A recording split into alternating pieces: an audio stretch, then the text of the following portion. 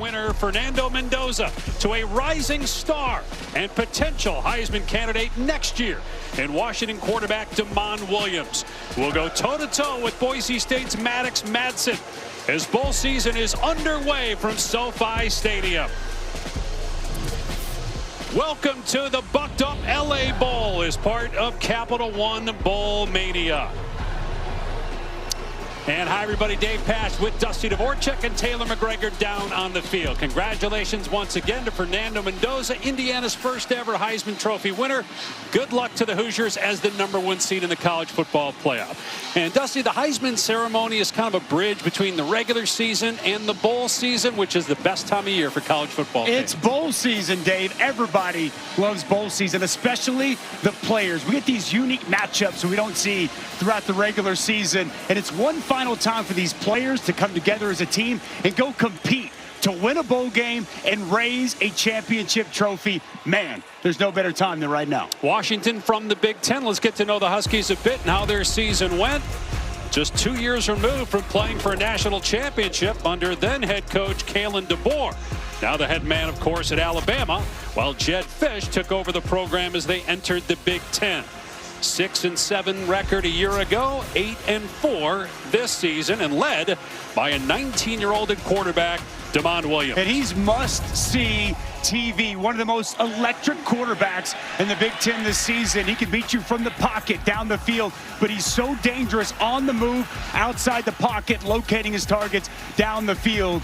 And he is as tough a quarterback as there is to tackle in the country. He's got true speed when he becomes a ball carrier. Going to be a problem for this Boise State defense here tonight. He is #2 in the Big Ten this season in total offense. He will face the champions of the Mountain West. Boise State just completed its 28th consecutive winning season, longest active streak in the country. They were a playoff team a year ago, losing to Penn State in the quarterfinals, but a rough start to this season.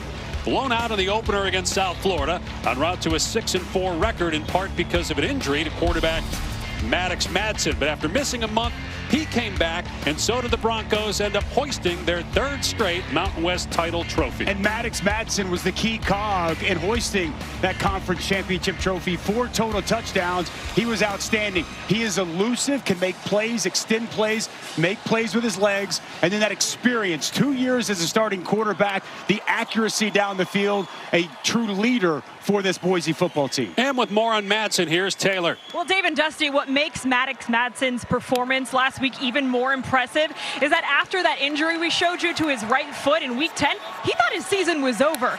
But then doctors got imaging done and they told him, you don't need surgery right now, and there's a chance you could return. But they warned him, if you do return, you could possibly make the injury worse. But for him, it was never a question. He wanted to be back with his guys, and so that was the performance we saw last week, the first time playing in over a month. And this week he told me that foot has been incredibly sore. He's spent a ton of time with the training staff, but it was never a question. He wanted to end this season on a high note, Dave. Taylor, 21 straight days of football is underway tonight with the Bucked Up LA Bowl, hosted by Gronk. Up next from SoFi Stadium.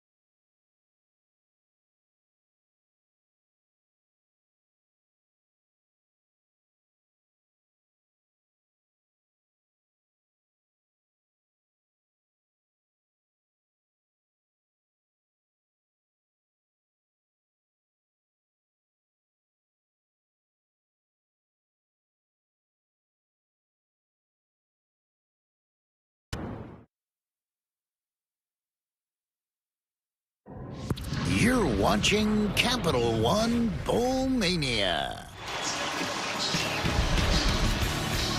We are ready to go from SoFi Stadium as Washington faces Boise State. Dave Pasch, Dusty Dvorak, and Taylor McGregor. Washington won the toss and elected to defer, so Boise State will get the ball first. Spencer Danielson, his second full season. He was the interim coach 2 years ago. Record of 24-7.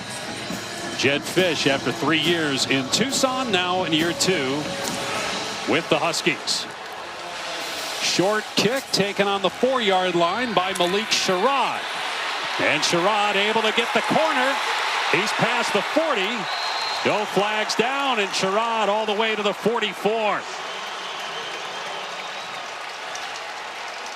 The aforementioned Maddox Madsen, who is 20-5 as a starter, 14-1 against the Mountain West. The lone loss was this year in a game he barely played in. He got hurt after just 4 passes attempted. Missed about a month, and you heard Taylor report when he came back in the Mountain West Championship game, and then also tonight, he could certainly re-injure that toe.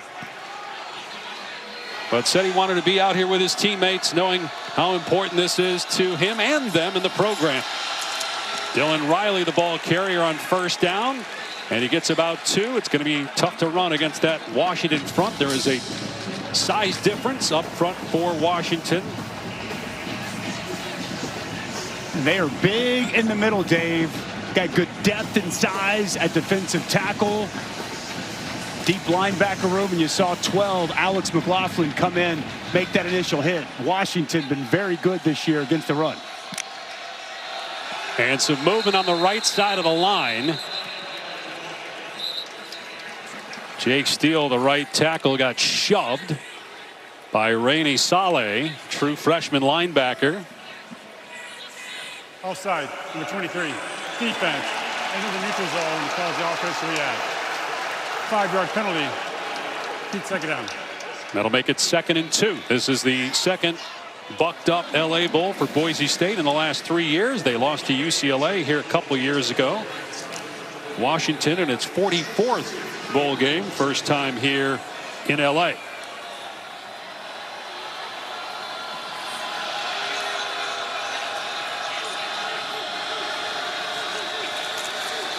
Play action on 2nd down and short. And Madsen fires complete for a first down. Chris Marshall on the catch in Washington territory at the 34. Well, it's an excellent route by Chris Marshall. Runs the defender off. Works back toward the quarterback. Nice job coming out of his break. Good, strong hands. Marshall's got great size at 6'3", 215. He's had some drop issues this year, but a good, sure-handed catch for that first down. Gain of 14. He averages 19 yards per catch in the top 15 nationally. They'll run it here on first down. And down to about the 31-yard line is Dylan Riley. Dylan Riley replacing Ashton Genty, the number 6 pick in the draft by the Raiders. Riley had almost 1,100 yards during the regular season on the ground. This is who Boise State is. You're going to see a lot of 2 tight end sets. They want to run the football. We'll see Dylan Riley.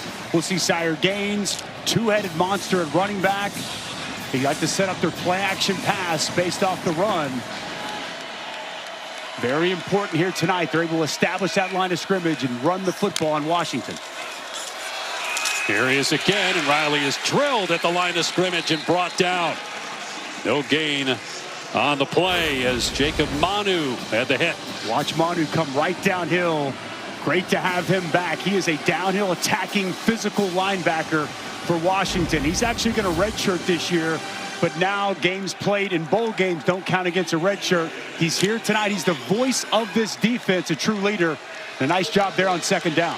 You saw that shot of Ryan Walters in his first year as the defensive coordinator. Spent the last 2 seasons as the head coach at Purdue. Showing pressure here on 3rd down. They rush forward. Madsen, who has time. Flag down. Madsen takes off and has the first down. Flag thrown on the near side at the line of scrimmage.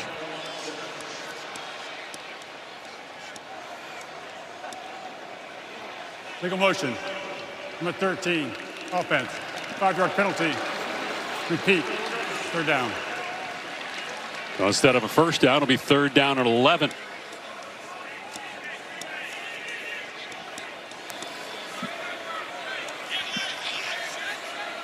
Edson, the preseason Mountain West Conference Player of the Year after leading the league in passing yards and touchdowns a year ago. Struggled in the playoff game against Penn State last year. He wasn't the only one, but had 3 picks in that game.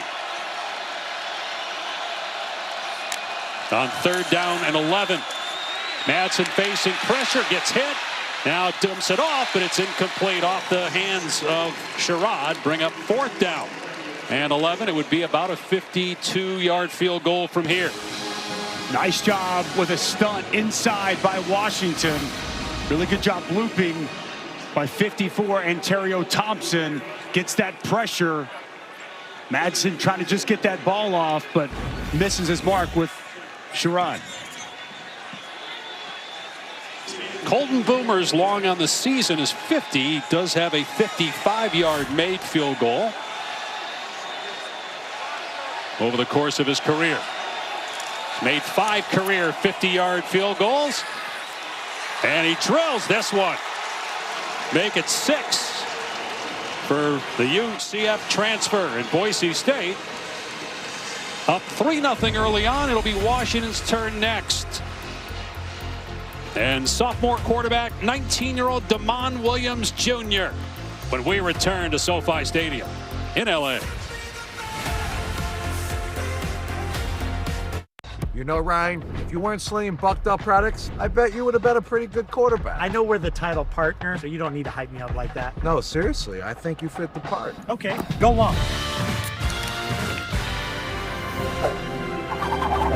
The perfect spiral.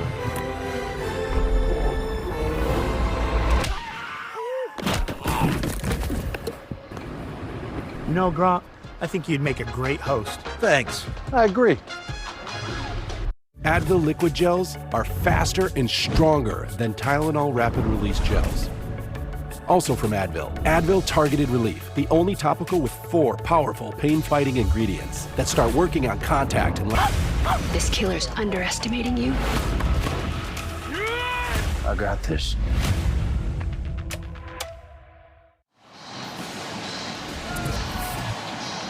Well, the Bucked Up LA Bowl is hosted by Rob Gronkowski, 4-time Super Bowl champ. I think he got out flexed there. The guy in the brown shirt. Gronk didn't like that. We are expected to visit with Gronk at some point here in the first half. He may put you in that chokehold later tonight. You better be on your P's and Q's, Pat. Don't you start flexing when he comes up here, okay? It's not a contest. I can't make any promises. So 3-0 Boise State. A 52-yard field goal by Colton Boomer. SoFi Stadium is indoors, but on the sides of the stadium, it is open air. So that's why they had a holder in that situation, because there is some wind that comes in here to the stadium.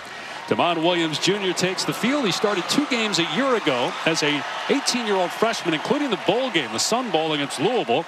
Threw for almost 400 yards in that game and 5 total touchdowns.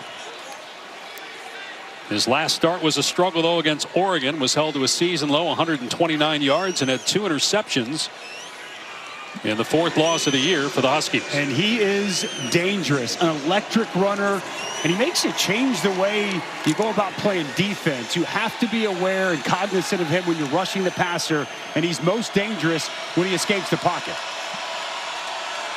From Chandler, Arizona, was being recruited by then Arizona coach Jed Fish. Now his current head coach, and he takes off here. He talked about his running ability. Able to pick up positive yardage for a gain of about 3. He's got such good awareness of where bodies are. Pass rushes on him, pocket starts collapsing. He can find an escape anywhere on the field. He's got that burst and explosiveness, just able to make something out of nothing, as he did there on first down. Became the first Washington quarterback in history to have 400 passing yards and 100 rushing yards in the same game. That was against Rutgers. He will hand it off here on second down. Out to the 30-yard line is Jonah Coleman, wrapped up by Marco Notriani. Well, it's just great to see Jonah Coleman playing here tonight. His college career will be over after tonight. He's off to the NFL and likely be a top 3-round pick. He's been fabulous and put a lot of work in to be here tonight. This Boise State defense, where they dial up the pressure. They go a lot of man-to-man. It's going to be a real question here tonight. Can they play man-to-man against some of these talented wide receivers at Washington? Top 10 in third down conversion percentage. Here's Boston on the screen, and it's a first down to the 38-yard line. Denzel Boston's 57th catch, third team all Big Ten. This is good perimeter blocking on the outside. You see 86 the Graf get outside, and 74 the tackle.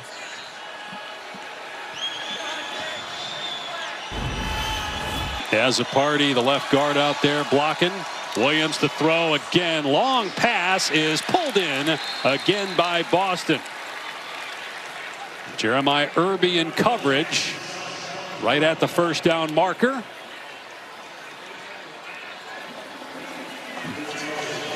Mel Kiper Jr. has Boston ranked as the 5th receiver. He's going to have a big decision to make after tonight. Should he stay or should he go? Somewhere between probably a mid to late first-round pick to a second-round pick. His size, length, and the ability to catch the football contested situations really jumps off the page. He's had an outstanding season this year for Washington.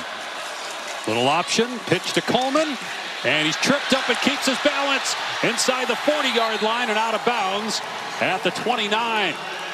A gain of 19. Well, he's 5'9", 220, and he's so difficult to tackle. Tough to get a good clean shot on the corner. 6 misses. Irby can't get him, and Coleman loose in the secondary. Coleman had just 30 rushing yards his last 3 games. Here's a deep ball that's overthrown, intended for Evans, incomplete. Jonah Coleman had been banged up, but back healthy and makes a big difference in the run game, and then opens up the passing game, although that attempt by Williams sailed on him.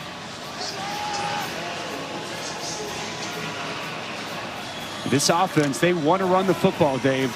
And typically we haven't seen it yet. They've got an inside and outside zone, a staple of Jed Fish's system. Give to Coleman, trying to find a running lane. It's not there. Good job up front by Boise State. Bring up third down and long. Again, Notriani on the tackle. Well, here you go. Notriani's just going to come down. He's going to be patient and wait. The defensive line does their job. Everybody's in their gaps. Coleman kind of looking for a cutback. Nowhere to be found. Good third down here for this Boise State defense. 1 for 1 so far. Number 8 in the country in third down conversion rate. Denzel Boston up top. He had the catch on the first third down, and he gets another one here. And it's a first down at the 18-yard line. Gain of 10. They're going to dial up the pressure here. They're going to gamble. They're going to bring this corner off the edge, and it's going to leave one of the best receivers in the country, Denzel Boston, wide open. Good identification and a good find from Damon Williams. Back to the ground game, and Coleman trying to find some running room, but cannot. Sterling Lane, the second Arizona transfer. There are a lot of Arizona transfers on this Washington team, but Lane, now playing for Boise State, makes the tackle there. Nice job so far on the interior runs by this front of Boise State, just building a wall and nowhere for Jonah Coleman to cut back.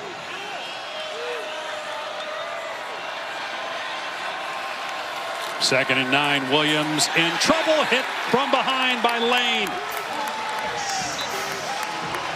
Sack back at the 21 for a 4-yard loss. You're going to see a little TE game here. The end's going to get up. The tackle's going to get up. The end's going to come underneath and get back up inside and get Damon Williams to the ground. Nice job getting to the quarterback, applying that pressure by Sterling Lane. He's listed as their 3rd string defensive end on the left side, and he's getting a lot of reps here early on. So 3rd and 13. Washington 2 for 2 on 3rd and long. Williams out of the pocket, going to take off. Able to make the defender miss and get a first down at the 7. A gain of 14 on 3rd and 13. It'll be 1st and goal. Well, this is the problem when you go man-to-man against a guy like Damon Williams. Everybody's got their backs to the quarterback. There's no eyes on 12. And if you don't keep contained, you let him outside the pocket, he will make you pay. Impressive 3rd down pickup by the sophomore quarterback. 12th play of the drive. Got a stoppage here. The runner achieved the line to gain. That play is under further review.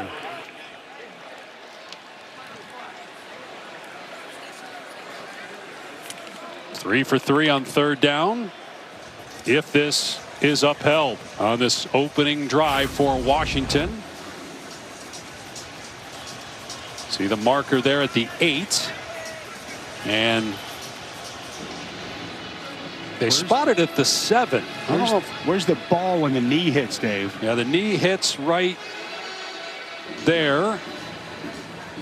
Looks to be awfully close to the 8, but not at the 7. The original spot was the 7.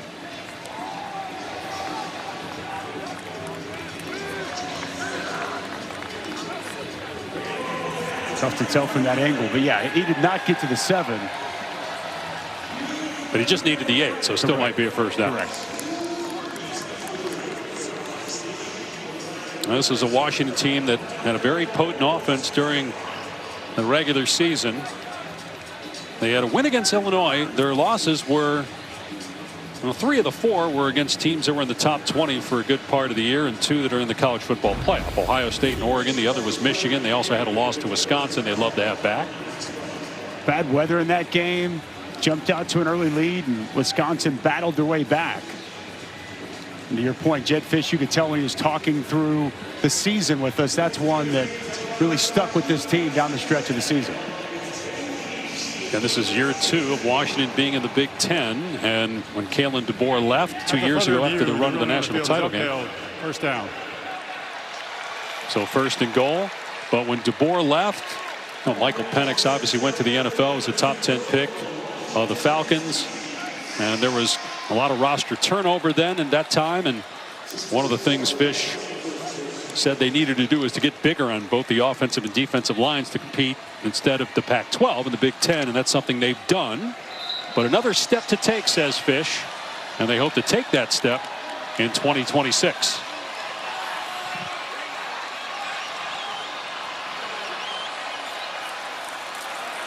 Play action. Williams, and he throws it out of the back of the end zone. With good coverage down the field there by Boise State. Weren't biting on the play action. Smart play by Damon Williams. Everybody's covered, just throw it out of the back of the end zone. Been an excellent Washington red zone offense here this year. Boise State has really struggled in this regard. Sure, right. Washington's been in the top 10 most of the year in red zone offense. And they run it here. Coleman in the hole, knocked down at the line of scrimmage. No Triani again in there with the stick. It'll bring up 3rd down and long, which has not been a problem so far for Washington. Ty Benefield, there's no Triani, but watch Ty Benefield also come down the field. One of the best safeties in the country. First team all Mountain West this season. Both of them very well done on that cutback from Jonah Coleman. So 3 for 3 so far in 3rd down. This is play 14 of the opening possession for Washington. All eyes got to be on 12. Denzel Boston, bottom of your screen.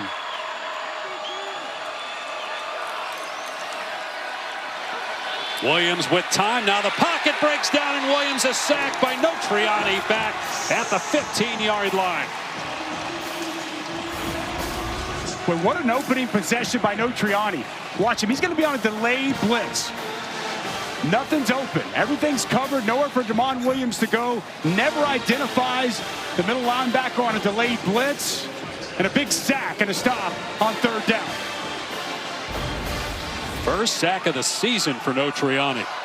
Brady Gross will attempt a 33-yard field goal.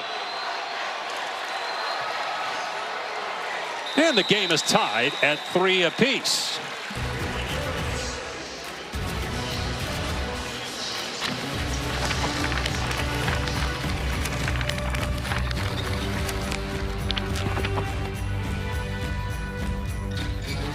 Toyotathon is on. Discover holiday magic with a new Toyota. Take a 4Runner skiing. Wow. Sick. Pick out the perfect tree with the Tacoma. Bingo. Or find the best sledding spot with a Grand Highlander. Whoa. 'Tis the season for Toyotathon. Oh, Santa got my letter.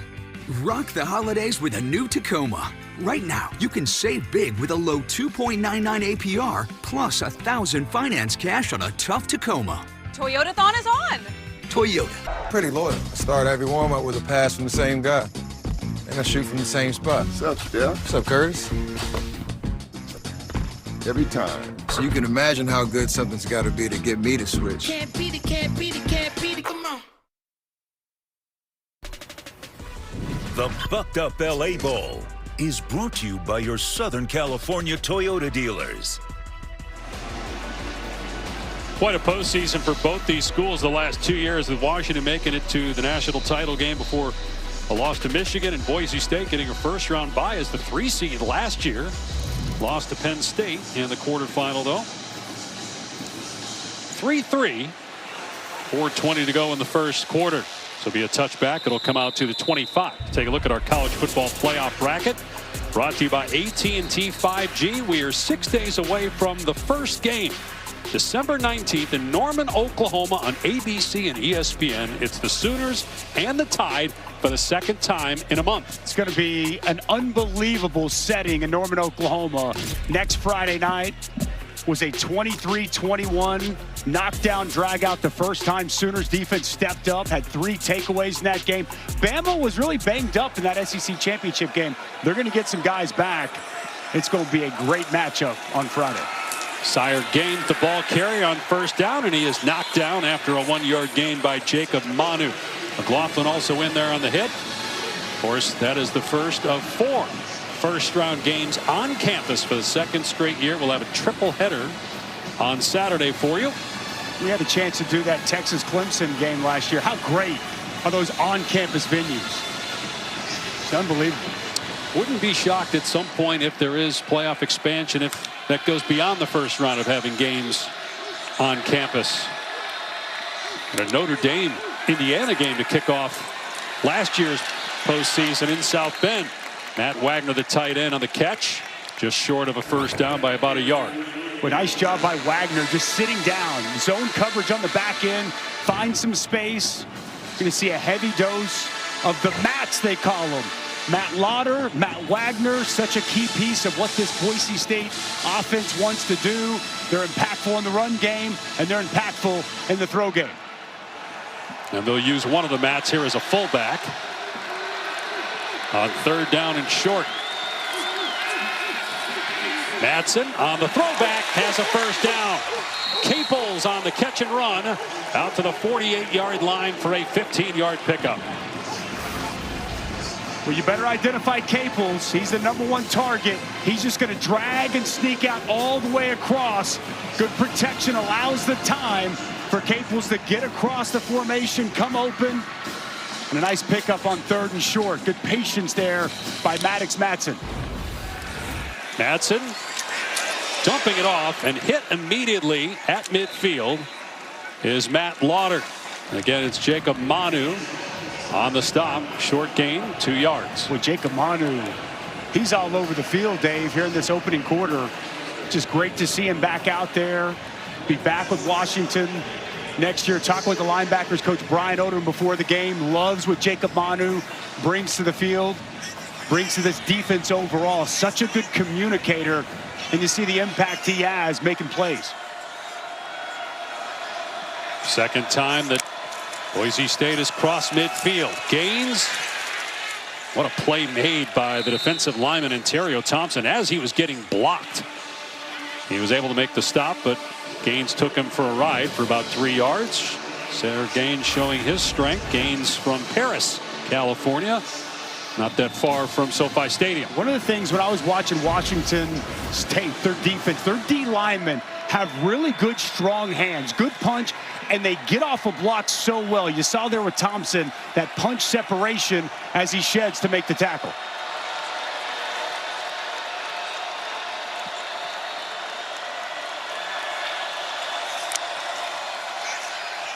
Delayed pressure by Washington. It's picked up and it's picked off. Exree Alexander on the interception and takes it all the way back to the Boise 35. First interception of the season for Exree Alexander. And this is what Washington does so well. They disguise. Okay, 2 linebackers mugged up. They're going to bring pressure off of here, and you're going to see Alexander drop right in the middle of the field.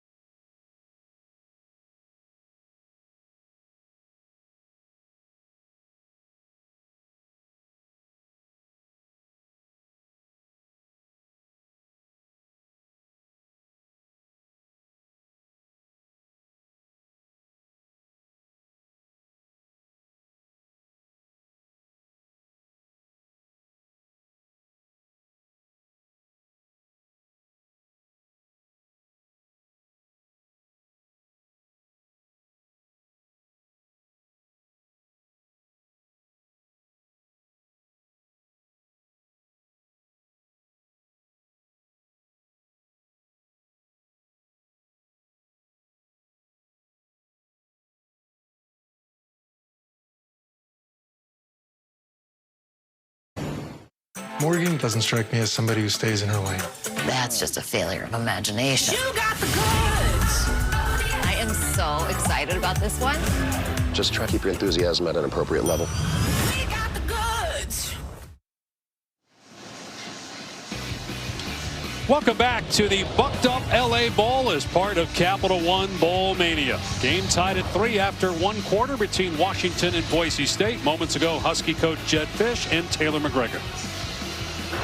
Coach, we have a tie game after the first quarter. What has your attention? Yeah, we got 2 possessions. I thought we had a chance to hit one down in the corner of the end zone. We didn't hit it. And we can't have first and go on the 7 and not score. Defense is playing well. We got a nice turnover. We'll keep it going. Thank you. Thanks. Dave?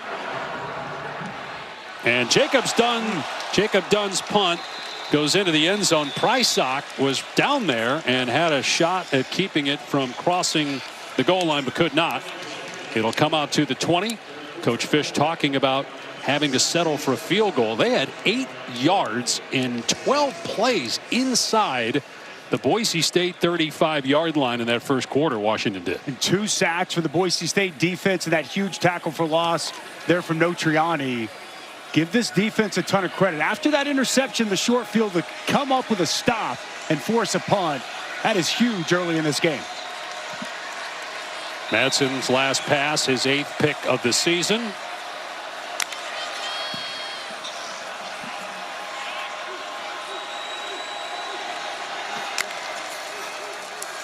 Back to the air. And it's batted down. Melinius Davis got a hand up for Washington. It's a good job inside. Davis working right over the center. He's going to time this perfectly. Gets that hand up right as the ball is coming out. It's a shorter quarterback. And Maddox Madsen listed at 5'10", probably 5'9" and change. And really well done inside by Davis. They'll run it on 2nd down and 10. Riley.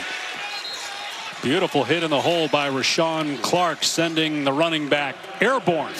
But a gain of 4 that time for Riley. 3rd down and 6. Press watching this Washington defense. Yeah, they don't have a lot of guys on the all Big Ten team, but they're all just so sound, well coached, understand how they fit in the scheme. They throw different coverages at you.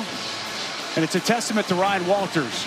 did an outstanding job as a defensive coordinator at Illinois, went to Purdue as head coach and back, coordinating this defense at Washington. And you've seen a huge improvement with his presence. Pressure coming. And the pass is incomplete, intended for Malik Sherrod.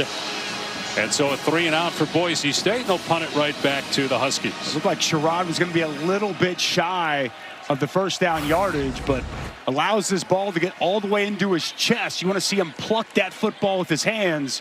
And as he goes to the ground, just bounces off his shoulder pads. Oscar Doyle, who's thrown 2 passes this season, don't think they would fake it inside their own 25, but it is Boise State. You never know. Instead, he got the punt away just in time before it was blocked. It'll be down at the 28-yard line. Kick off your NFL Sunday with the Countdown Crew, as they will have all the stories leading up to kick, including about a game here. The Rams taking on the Lions at SoFi. Sunday NFL Countdown, 10 a.m. Eastern. Then Monday Night Football, the improved Dolphins. They're now a game under 500. They take on the Steelers. Peyton and Eli will be on ESPN2. Coverage kicks off with NFL Live 3 Eastern. Then SVP and the Monday Night Countdown Crew at 6 Eastern time. So Washington back on offense early second quarter from its 29-yard line. Some room up the middle for Jonah Coleman. Wrapped up by Max Steege after a gain of 4. Steege stepped up latter part of the season. Multiple tackles for loss in each of the final 2 games. And a nice job wrapping, getting over the top, and getting that tackle on Coleman. Not seeing Washington really be able to line up and just run the football. That was a big question mark coming to the game. Coleman had that one run on the perimeter, but there's been not much between the tackles. 36 rushing yards so far on 11 attempts. So about 3 yards a carry. And again, no room for Coleman. Jaden Burge and Morgan, second team All Mountain West Conference, made the hit, and a loss of 1 on the play. I think he's the best of the defensive linemen. Watch him just get down the line of scrimmage. Stays in his gap, stays upright, squares up at the last minute, makes a nice tackle in the backfield.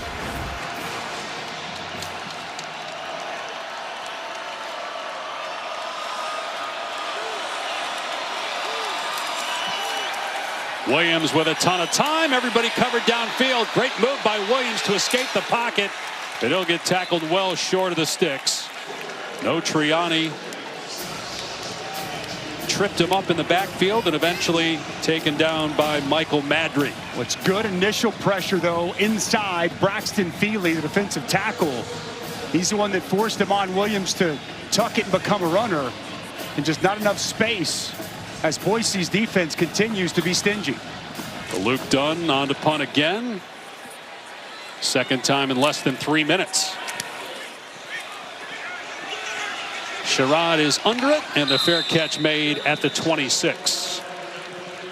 Future Hall of Famer Rob Gronkowski will join us here in the booth when we come back to SoFi.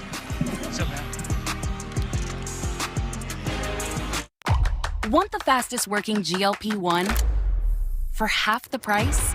Ro now offers FDA-approved weight loss injections cheaper, so you can see weight loss results faster. Lose 20% of your weight with the formula that hits not 1, but 2 hormones for less hunger and faster results. Weight loss faster. Confidence higher. Price cheaper. See if you qualify at ro.co. Find the game. Xfinity has all the best live and streaming games in one place. All you got to do is speak it into the remote. Houston Rockets. See? Magic. Pepperoni pizza and Reggie Miller. Oh, brick oven, extra cheese. And you could bring up Indiana Pacer stats. What are you going to do next? Walk on water? Well, then they have all the odds right there. I'll be watching the game poolside. Marco! Polo! Is that my swimsuit? Looks like a glove. It's decent. Time now for a bowl edition of Dusty's Defensive Dude. Gronk would have loved this. We just saw one of the dudes, Alex McLaughlin, make a nice play. Sure tackler. He plays with an edge. Versatility. They utilize him all over the field. within this defense. We've also seen this man, Ty Benefield, 6'2", 205, flies around, great athleticism. He's become a very physical tackler. And this is a guy, Dave, that was more of a receiver coming out of high school, flipped over his last year of senior season to the defensive side, and he's put the work in. This man practices as hard as anybody this Boise staff has ever seen, and he's played himself into one of the best safeties in college football. You see there, grew up in Canada. That's because his dad played 13 years in the CFL. So Washington takes over on its 18-yard line. Damon Williams in trouble, but able to get positive yardage again. He is so elusive. Still learning at this level, just 19 years old. Started just 14 games his career coming in, including 2 last year, picks up 4. Utilizing a little stiff arm here on Bowen Phelps. Very well done by Damon Williams, because that was well defended. And they were ready for that. They were all over it, but usually we see Damon Williams make people miss. A little juke, speed, a little stiff arm power there on first down.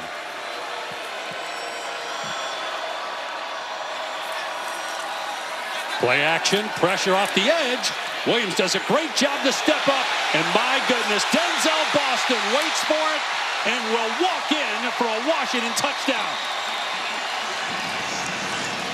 But Damon Williams made that happen, stepping up away from that blitz by Sherrod Smith, and a 78-yard touchdown.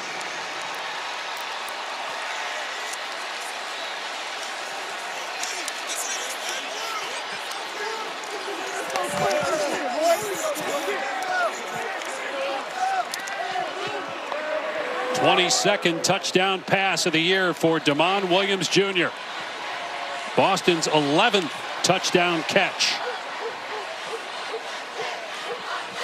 Grady Gross on for the point after. 10-3 Huskies. Well, Eric Shenander, the defensive coordinator, he's going to get aggressive on this play. He's not just going to bring one, he's going to bring both corners. You'll see corner coming here, corner coming there. Now, deep post route. Watch the safety, Benefield. He's going to get caught up with the tight end DeGraff running across the field. Nobody stays with Denzel Boston. He's wide open, and after Damon Williams sidesteps that pressure from Smith, it's a wide open Denzel Boston. You cannot leave number 12 that wide open on a football field, or Damon Williams is going to make you pay. Can't leave anybody that open. 30 yards. It's fair. Between him and anybody in a white jersey. Longest reception of the season for Washington. You see that the ability to feel that pressure coming off the edge. You saw Muhammad, the running back, get just enough with Sherrod Smith. Damon Williams steps up and finds the open receiver for the touchdown. Sherrod will bring this one out for Boise. And he's wrapped up and thrown down at the 25-yard line by Bryant.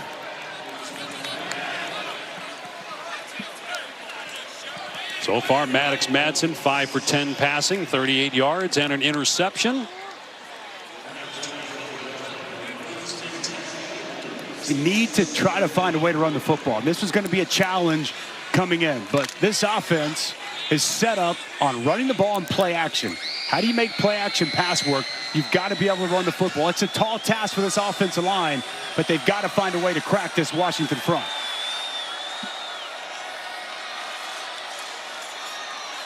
Madsen off a play fake. Dumps it off to his tight end, Lauder. Up to the 32. A gain of 7. Lauder, 47 catches last year, 32 this season, coming into the bucked up LA Bowl. Important first down to get that positive yardage, stay in front of the chains. Good drive starting opening play for Boise. 9-4 record for Boise State. Mountain West champs for the 3rd straight year. The first ever in the history of the conference to do it. As Gaines is brought down, but after he got the first down, Jacob Lane on the tackle. It's just the 10th team ever to win their conference 3 consecutive seasons.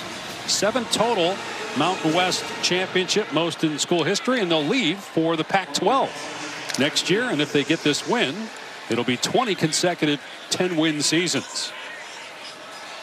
Excuse me, not consecutive, 20 since 1996. 20 consecutive would be something, though, wouldn't it? Would be something for sure. Here's Brown trying to find some room, and he gets to the 41 for about 5. Well, good job by Brown, making 2 defenders miss. Clark initially looked like he had him. Play was going nowhere. But a nice pickup on first down once again. Thanks, Rainey. Saleh miss first. And it's Rashawn Clark. They can stay in front of the chains. They give themselves a chance. They've done it each of these first 2 first downs. On 2nd and 4, they run Sherrod. And he'll come up short by a couple yards at the 44.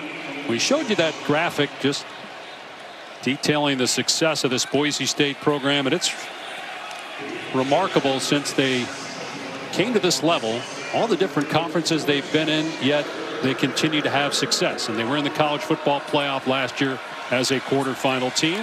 Spencer Danielson in his 3rd season as the head coach.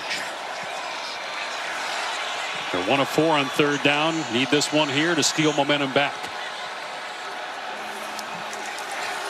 They'll keep it on the ground with Gaines. And he's able to get the first down to the 48-yard line. Jacob Manu on the stop. Good feed here by Gaines, and he's more the power back, but there's nothing play side. Little jump cut, finds just enough space, lowers the shoulder, and the 217-pound running back powers his way for a first down. Only 7 teams this year had 2 running backs with 700+ yards. Boise State was one of them. Gaines had 795. Riley just under 1,100 coming into tonight. Matson to the air, and it's a screen to Lauder, the tight end. And he's into Washington territory. Gets a handful to the 47. Nice job by Lauder after the catch. Wasn't a whole lot there. Pretty well defended initially by Washington. Really catch for Lauder on the day. It's a good drive coming back, Dave, after giving up that big explosive play down the field. And again, good success on first down.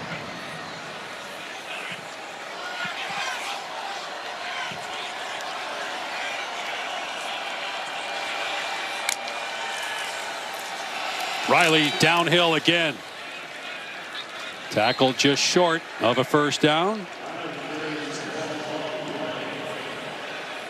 Thompson on the stop, 3rd down.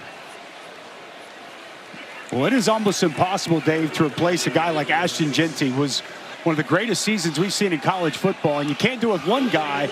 So they've done it this year with both of these young men, and really together they have combined to have an outstanding season. More speed from Riley and more power from Gaines. Both from Southern California, high school rivals. They were teammates playing youth football. That pass off target intended for the 3rd running back, Sherrod. And that was just a miss by Matson. Boise State will keep the offense on the field for 4th down. And you wish Maddox Madsen could make this throw. He's going to reverse the field. He's got Sherrod open. Manu was trailing in defense. He would have been able to get the first down. And I like this call from Spencer Danielson to go for it here on 4th down.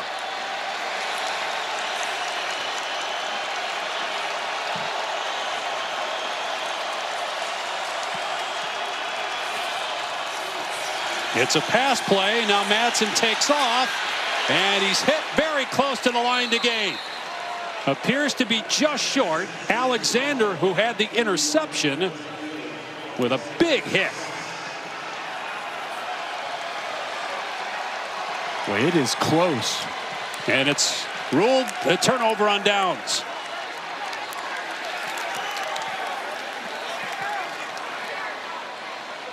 Looked like they wanted to go to 13. Chase Penry. It was well covered by Washington. Maddox tries to see if he can pick it up on his own. Big hit by Alexander. And Maddox Madsen stopped just short. And a big stop from Washington.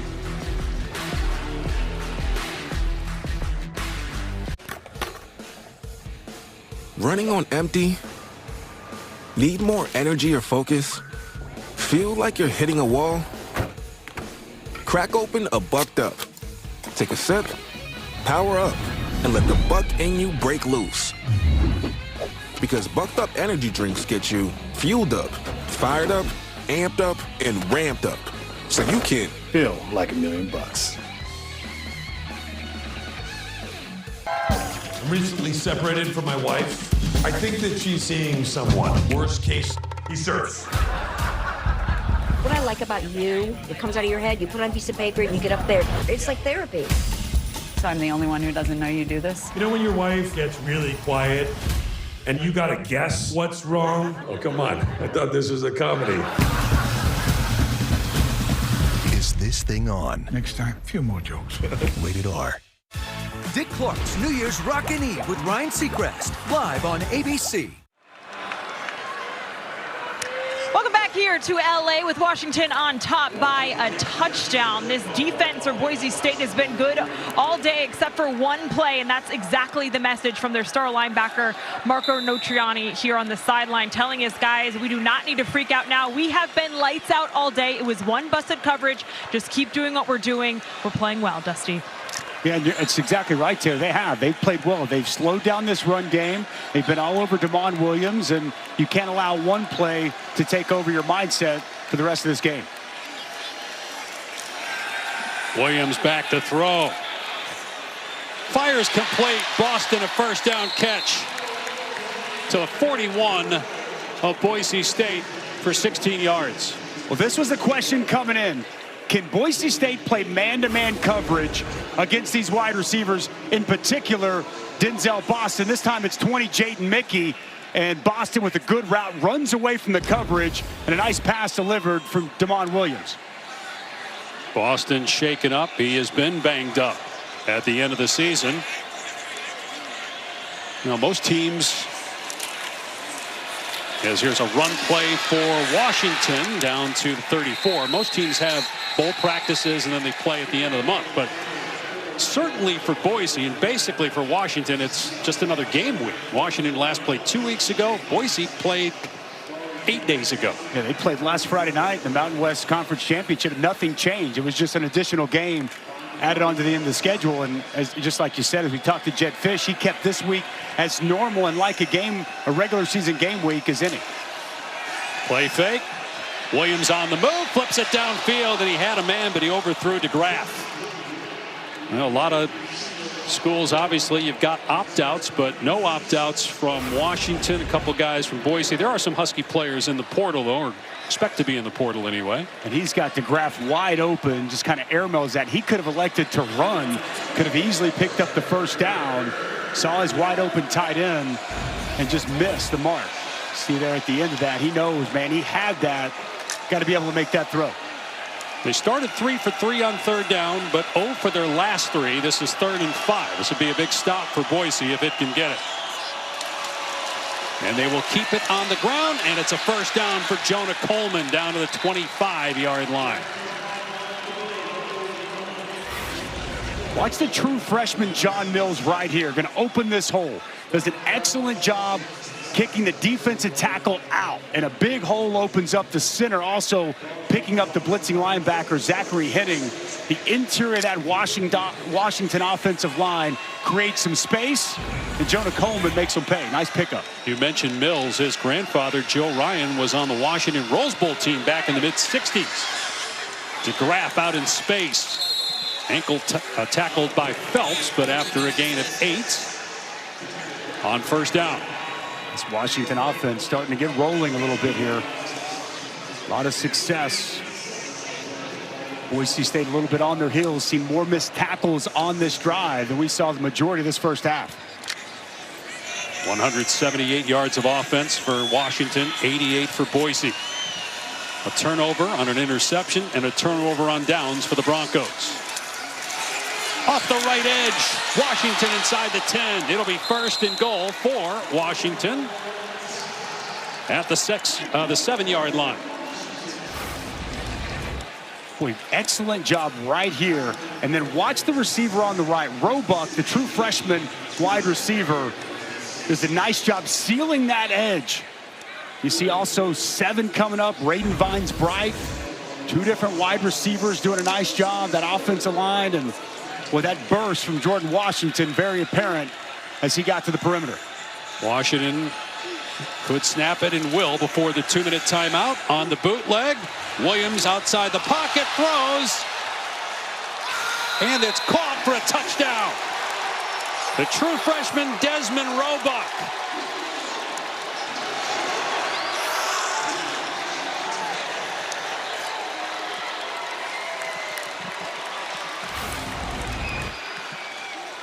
Did he get in?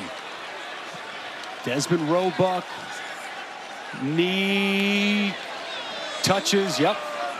Forearms underneath it, outstanding job by Desmond Roebuck, who's had a sensational freshman season so far. What I love, you see him blocking on the perimeter the play before, and then great concentration going to the ground, completing the process of that catch. Best freshman season for a wide receiver in 25 seasons for the Huskies.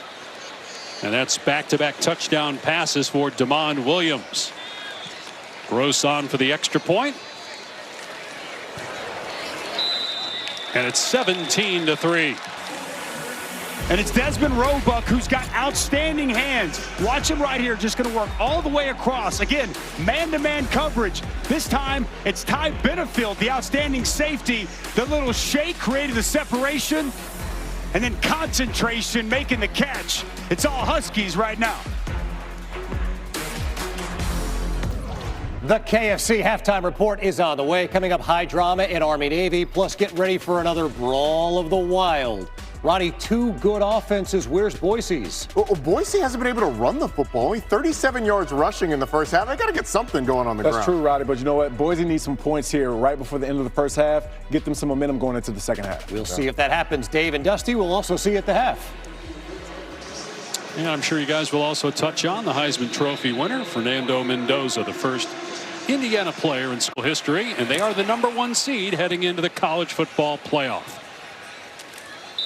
Be a touchback and come out to the 25. Take a look at tonight's clutch delivery brought to you by Chipotle. When we expected coming in, Damon Williams would be that guy. This is a long 3rd down. Man-to-man coverage. They lose contain. You see the speed on the perimeter from Damon Williams. How about the little stiff arm to the ground and a couple of touchdown tosses. Feels that pressure, steps up, delivers it to Denzel Boston down the field. And I love this, getting him on the move. I mean, he's running full speed and fires a strike to Roebuck for the touchdown. Penalty marker down as Boise's back in offense. 72 offense. 5-yard penalty. First down. It's on the center, Zach Holmes. So 3 timeouts left for both teams. So if Boise can't move the ball, Washington will use some timeouts. Damon Williams got off to a slow start, but 4 of 5, 2 touchdowns since, just 3 incompletions, 2 throwaways and a drop. Madsen stepping up, ball batted in the air and incomplete.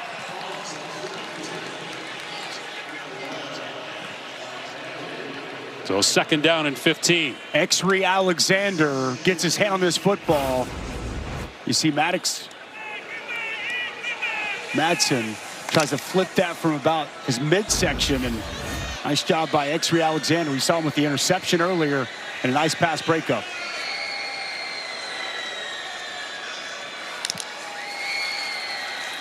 Madsen moving to his left. Everybody covered. He just throws a jump ball, and it's intercepted. Just a terrible pass. Clark picks it off. Well, Madsen has not made those kind of decisions this year. He did have pressure in his face from Isaiah Ward. Just a mistake that you can't have happen. The pressure's there from Isaiah Ward, as you mentioned, Dave, but he just throws up a prayer. And it's a great job by Rashawn Clark going attacking the football, but got to take better care of the football. And now before halftime, you give this Huskies offense a short field. And they're coming off of back-to-back touchdown drives. Costly mistake there for Maddox Madsen. Yeah, when you don't have the personnel in terms of size to match up with a Big Ten team, you can't turn the ball over twice, and you can't turn the ball over on downs. But Boise State has done that here in the first half, and in danger of this thing getting away from them here before the end of the second quarter. Sudden change. Don't be surprised if they try to take a shot. Williams stepping up, looking downfield, and it's caught inside the 20. Chris Lawson, 10th catch of the year, a true freshman. And they're just struggling to keep up with these wide receivers of Washington. Have a nice job of stepping up by Damon Williams. Keeps his eyes down the field. And that separation created by Lawson. And an easy pitch and catch. And Washington will get the ball to start the second half. 18-yard gain. First down on the 17 of Boise. On the cutback, Coleman hand fighting with the defenders inside the 10 and out of bounds inside the 5. But what a run by Jonah Coleman. You can see why a lot of scouts are really high on the senior from Stockton, California. You see the power here. He's going to stiff arm Irby, the corner, and then accelerate to the perimeter. Told you he kind of reminds me of a David Montgomery, the way he's built, the way he plays. A lot to like about Jonah Coleman. I'd expect them to give him the football. You know they want him to get in the end zone. Instead, Williams to throw, and perfect pass caught for a touchdown by Vines Bright. 3 straight touchdown throws from Damon Williams. I mean, you can't throw this any better for Damon Williams. And another true freshman, the third true freshman receiver we've mentioned. This time Vines Bright. He had not found the end zone all season, and he does for the first time here today. Wins on the route, and a dime delivered from Damon Williams as Washington pushes this to a 3-touchdown lead. 3 straight touchdown passes, all to different receivers. And it's 24-3. Let's check in with Taylor. Dave, Damon Williams has an idea of exactly what Boise State is trying to do defensively. Before going out for this touchdown, he was on the sideline with Jed Fish looking over iPad video, and he was saying to Coach Fish, look what they're doing. How about we go with this? He then took the iPad, went to his tight ends, Decker DeGraff, and Quentin Moore, was explaining exactly what he wanted from them, took the iPad from there and went to his receivers and said, be ready for X, Y, and Z. So he almost called exactly what we just saw play out on the field, guys. I love that, Taylor. And I was talking with some of the staff on the field before the game, and they said mentally, Damon Williams is so advanced. He's only 19 years old, but I was being told that he knows this offense as well or better than the coaches. And so exactly what you're talking about. He identified something defensively. He went to Jed Fish, said, this is what I like. And a touchdown is the end result. But his recall and his ability to diagnose the defense within what they want to do offensively really coming to light here in this first half. A rising star that teams in the Big Ten will have to deal with the next couple seasons. Well, for 20 years, All-State has celebrated every field goal and extra point made at participating universities by donating to the university's Athletic Scholarship Fund, supporting all student athletes. Thank you to All-State.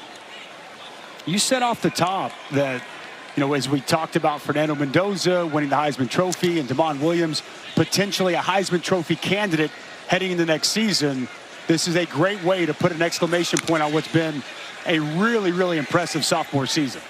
And a nice bounce back after he struggled in the loss to Oregon. Already more yards in this game than he had in all of that game. Madsen running here and gets out of bounds.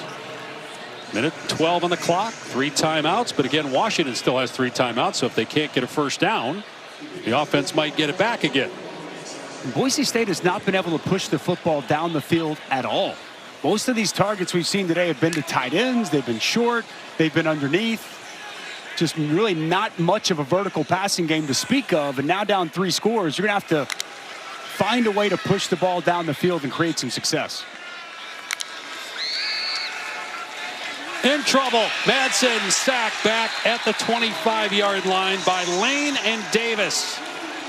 And Madsen slow to get up after the 5-yard loss. I want you to watch Jacob Lane with his hands. Watch him swipe the hands of the offensive tackle, get that rip up and bend the edge, and get to the quarterback. Pressure off the edge. You also mentioned Davis in the middle.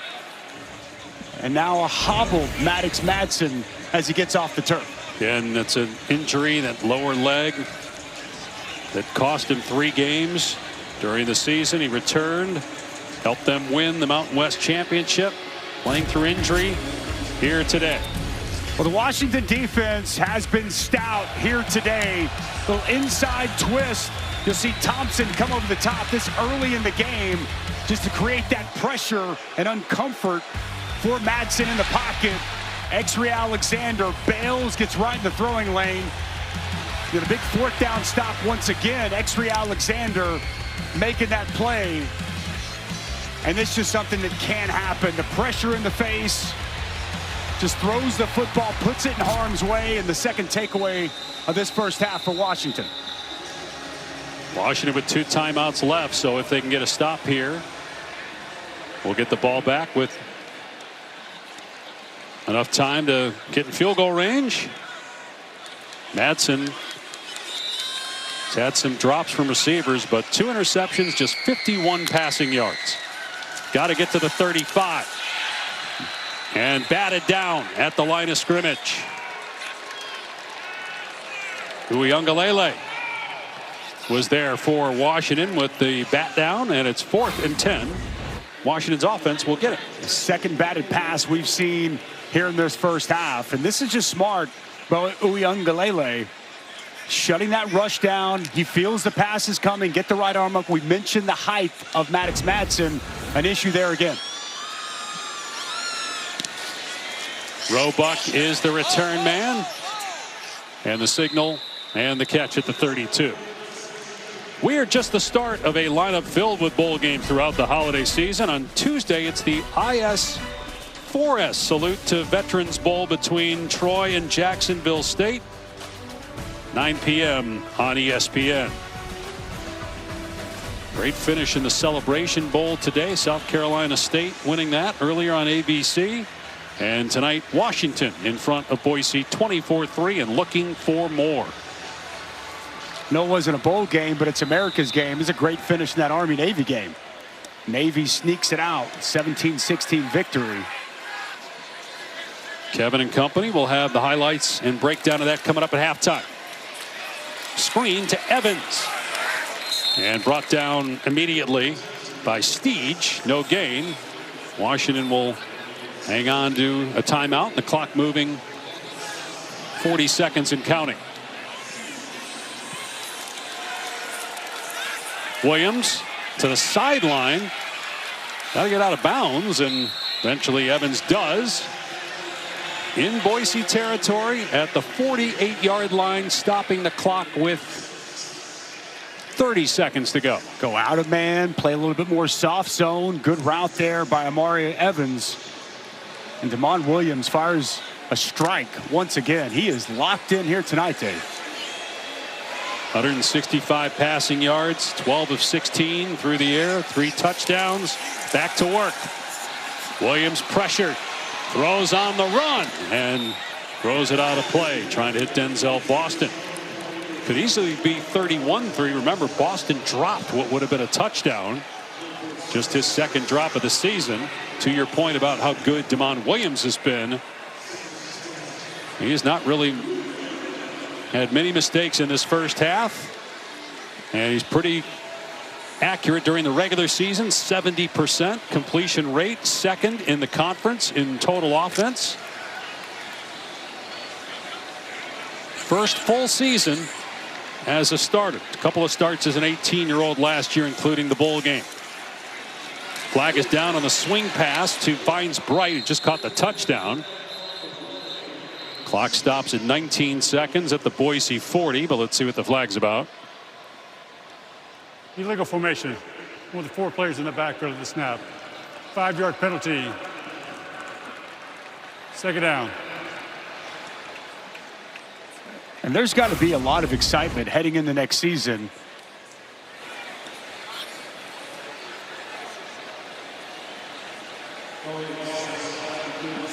Four in the backfield there, the illegal formation, but there's got to be a lot of excitement here, Dave, about the future. Sophomore quarterback, you got three talented, true freshman wide receivers. We haven't mentioned Adam Muhammad much today, but he's a huge piece of this offense heading into next season.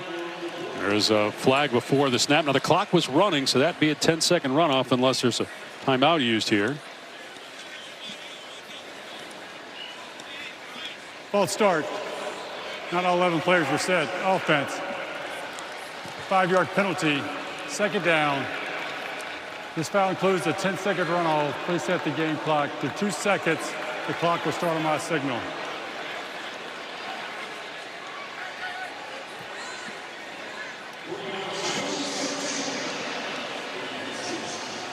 Mistakes here to close out the half. Looked like they would have an opportunity, Dave, to get into field goal range, try to tack on some more points. Clock runs on the ready for play, and the half comes to an end. 24-3, and Washington will get the ball when the second half gets underway. Huskies trying to finish the year 9-4. And Damon Williams, a brilliant opening half with 3 touchdowns and just 5 incompletions. Here's Taylor. Thank you. Coach, I saw you having conversations with Damon. What are the things you guys were discussing that allowed him to completely open up in the second quarter? Yeah, we all settled down. It wasn't just Damon. It was the whole group. We needed just to settle down a little bit. I think we were a little too excited to play the game. We stopped making plays we normally make. So it was good to see us play in the second half. Yeah, and your defense able to completely get them out of rhythm. What is allowed for that? Yeah, I think our defense is playing outstanding right now. So if we can continue to play like that, we're in a great spot. Thank you, Coach. Okay, Dave? Yeah, terrific first half. Only 88 yards for Boise State on offense, and Washington hits offense at 249 with Damon Williams throwing for 3 first half touchdowns. Time now for the KFC halftime report. Kevin Connors, E.J. Manuel, Roddy Jones. Fellas. Dave, some wow moments in that second quarter for Washington. KFC halftime report. Kev, Roddy, and E.J. We had a Heisman Trophy awarded to a Big Ten quarterback tonight. And before it's all said and done, Roddy, Damon Williams may find himself in that conversation. He very well may. 3 first-half touchdowns. He's done it with his legs as well. I mean, he is one of the most exciting and dynamic players in the entire country. And, EJ, this time next year, he could be sitting in New York. Absolutely. And I even remember Damon Williams last year, guys, toward this point of the season, having a really strong finish. But the thing I love the most tonight is he's accurate, he's decisive, and he's even making decisions on the sideline with Coach Jeff Fish. Hey, Coach, I see this play, I see that play. And then he's out there executing it on the field. Too many mistakes for Boise, too. 2 turnovers, 3 points in that first half. A lot of work to do in the second half. When we come back, history made in New York City tonight. How Fernando Mendoza went from under-recruited QB to Heisman Trophy winner.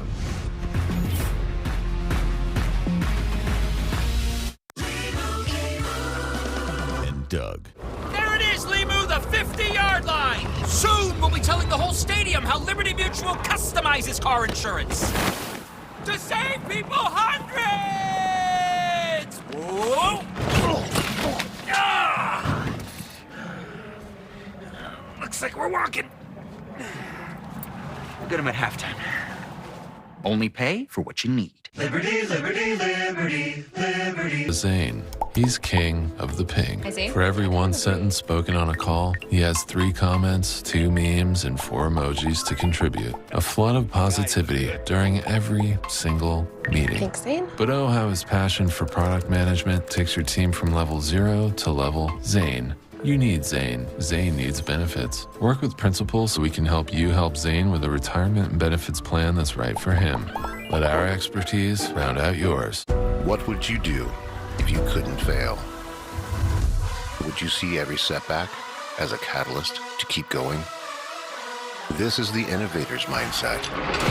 Because innovation demands daring. It's finding thousands of ways that don't work. And the one that changes everything. Because we know changing the world doesn't happen by chance. It comes out of the blue. Welcome to the KFC Halftime Report. The incredible story of Fernando Mendoza added another chapter tonight when the Indiana quarterback won the Heisman Trophy. It's the first in IU history. Mendoza, the first Cuban American to win the award. He's impossible not to root for. Guys, most votes since Joe Burrow.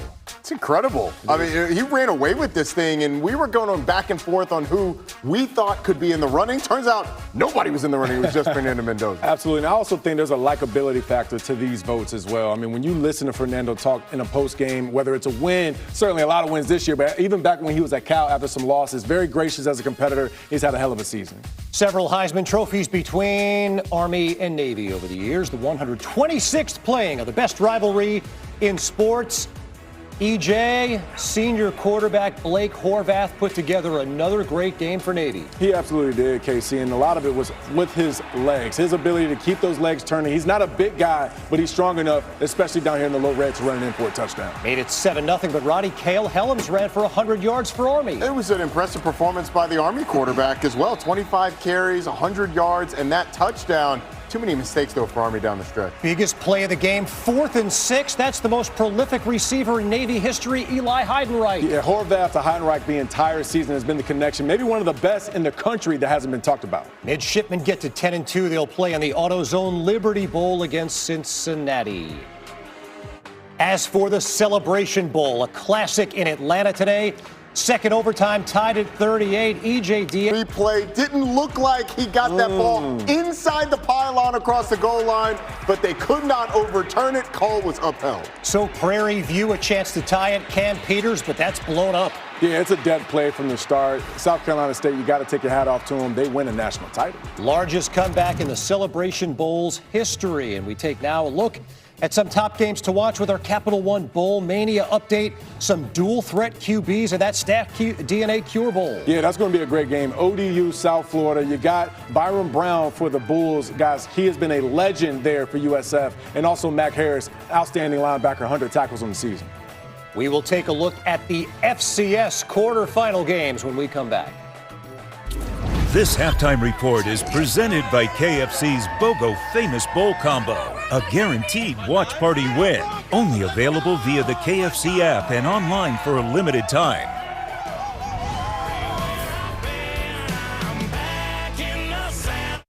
The Colonel was obsessed with making the perfect flaky holiday pot pie ever since he was gifted his very first spork. The Colonel lived so we could chicken. The best $4.99 you'll spend this season. Unbelievable. This is what makes this sport so amazing. The college football playoff first round begins Friday, December 19th and continues Saturday, December 20th.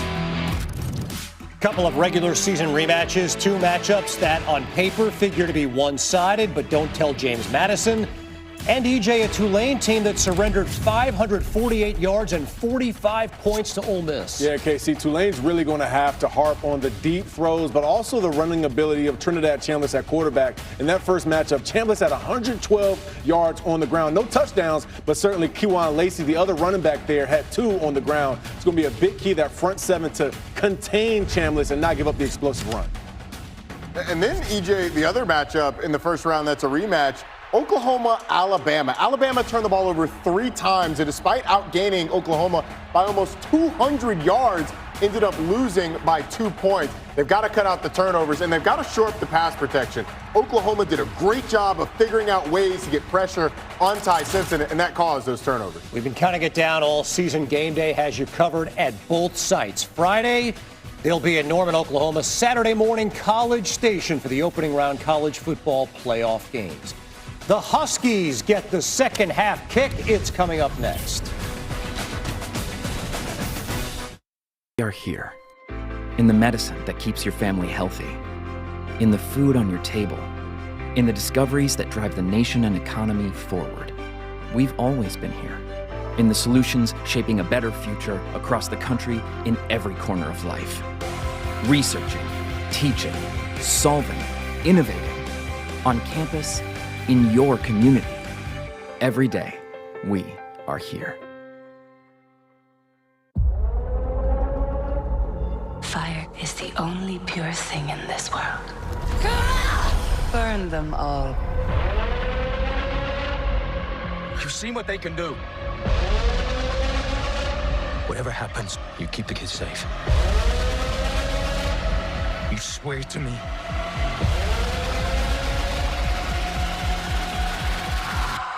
That day has come. Avatar: Fire and Ash. Rated PG-13. Get tickets now.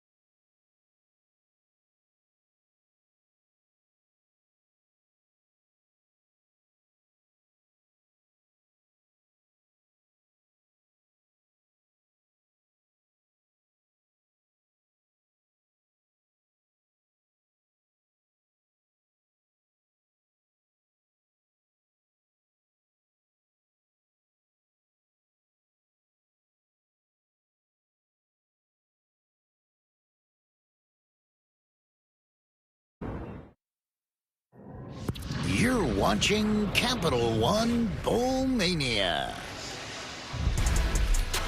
Welcome back to the Bucked Up LA Bowl as part of Capital One Bowl Mania. 24 unanswered points by Washington after Boise State got an early field goal. It is all Huskies as we get ready for the second half. Our game track brought to you by Coca-Cola. Damon Williams Jr. 3 passing touchdowns, most in a half of a bowl game in the last 20 years. Dave Pasch, Dusty Dvorak, and Taylor McGregor.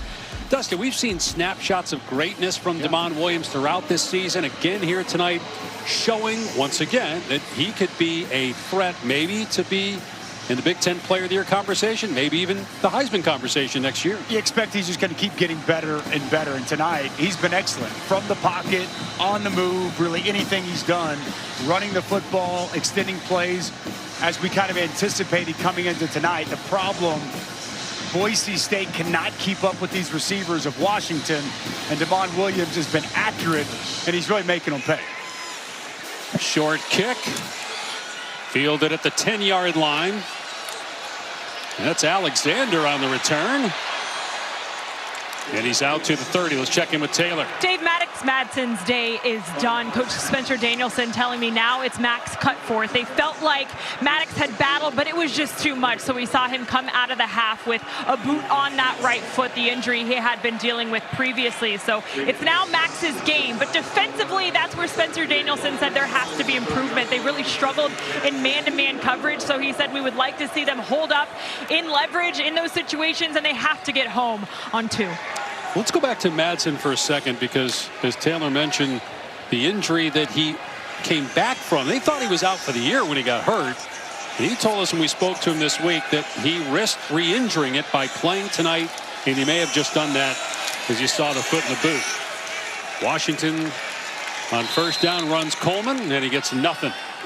Yeah, I give a lot of respect to Maddox Madsen just for making it back, helping lead his team to a conference championship.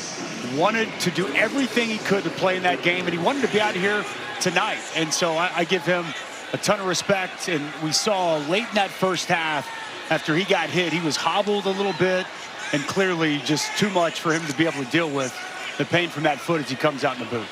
Only 51 passing yards and 2 interceptions for Madsen in that first half. 2nd and 10 for the Huskies. Williams on the boot, dumps it off to Boston, and he picks up about 4. Irby and Notriani team up on the tackle. That is 6 catches now for Boston, 122 yards, and that 78-yard touchdown. Good job by Irby in the open field, getting on the legs of Denzel Boston. More yards today for Boston receiving than Boise as an offense. And he's playing through injury as well.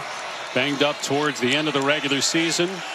Give him credit as well. He's a potential first-round draft pick out here playing in a bowl game, risking further injury.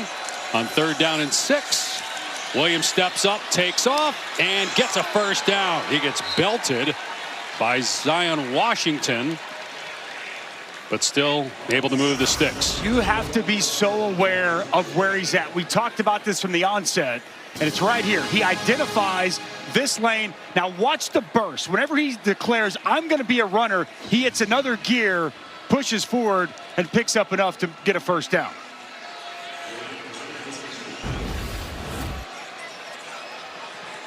Six rushing touchdowns during the season. Off play action and taking a shot just over the outstretched arms of Omari Evans. Irby in coverage. A good job by Irby. He's running pretty much stride for stride. This pass a little bit overthrown. Just overshoots Omari Evans. But we've seen these DBs get beat quite a bit here tonight in man-to-man situations, but it's well done there on first down.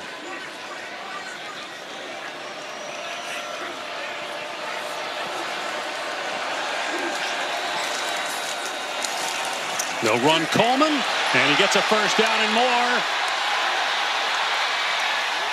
Finally brought down at the 32. Gain of 25. Well, watch the left side of this offensive line. It's Carver Willis and John Mills, 50 here and 72. Just going to do a great job making a massive hole. You see Mills get up to the second level on the linebacker. Nice kick out there by Carver Willis. And a big pickup for Jonah Coleman. Runs through an arm tackle.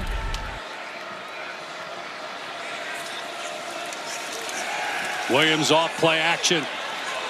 Airing it out. And it's caught for a touchdown by Quentin Moore. His first of the year.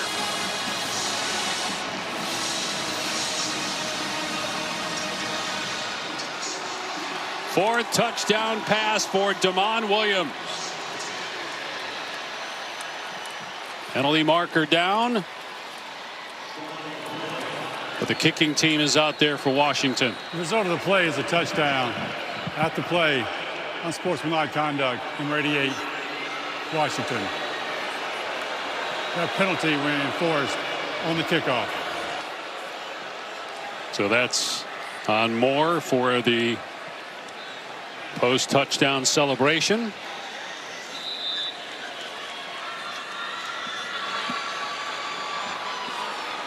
Gross on for the point after. Flag down. False start, number 73, offense. 5-yard penalty, repeat try.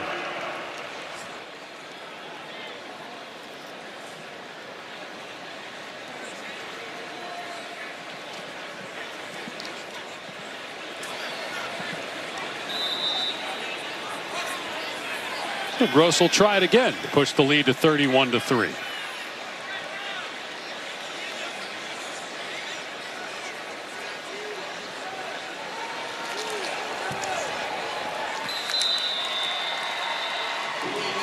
Well, it's a hard play action on the outside zone. Watch Quentin Moore. It's going to be right here. He's going to fake like he's going to block, run the wheel. Jake Griff, the linebacker, he's got him in man-to-man. He bites on the run initially, recovers, but it's Moore with the step, and it's Damon Williams Jr. with another perfect pass and a Gronk spike here at the Bucked Up LA Bowl, hosted by Gronk.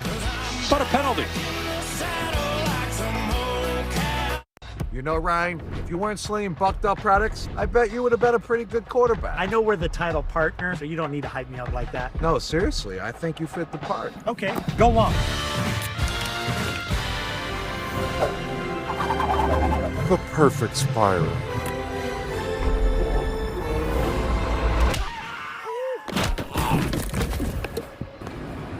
You know, Gronk, I think you'd make a great host. Thanks. I agree. The Eckrich home. Is that the original Eckrich smoked sausage?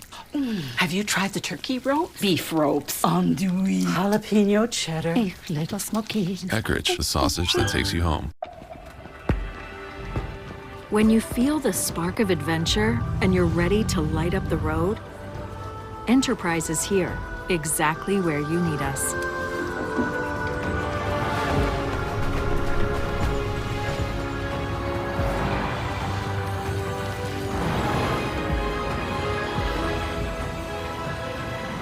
Every mile comes alive when you start your journey with Enterprise. We're here for it. See Avatar, Fire and Ash.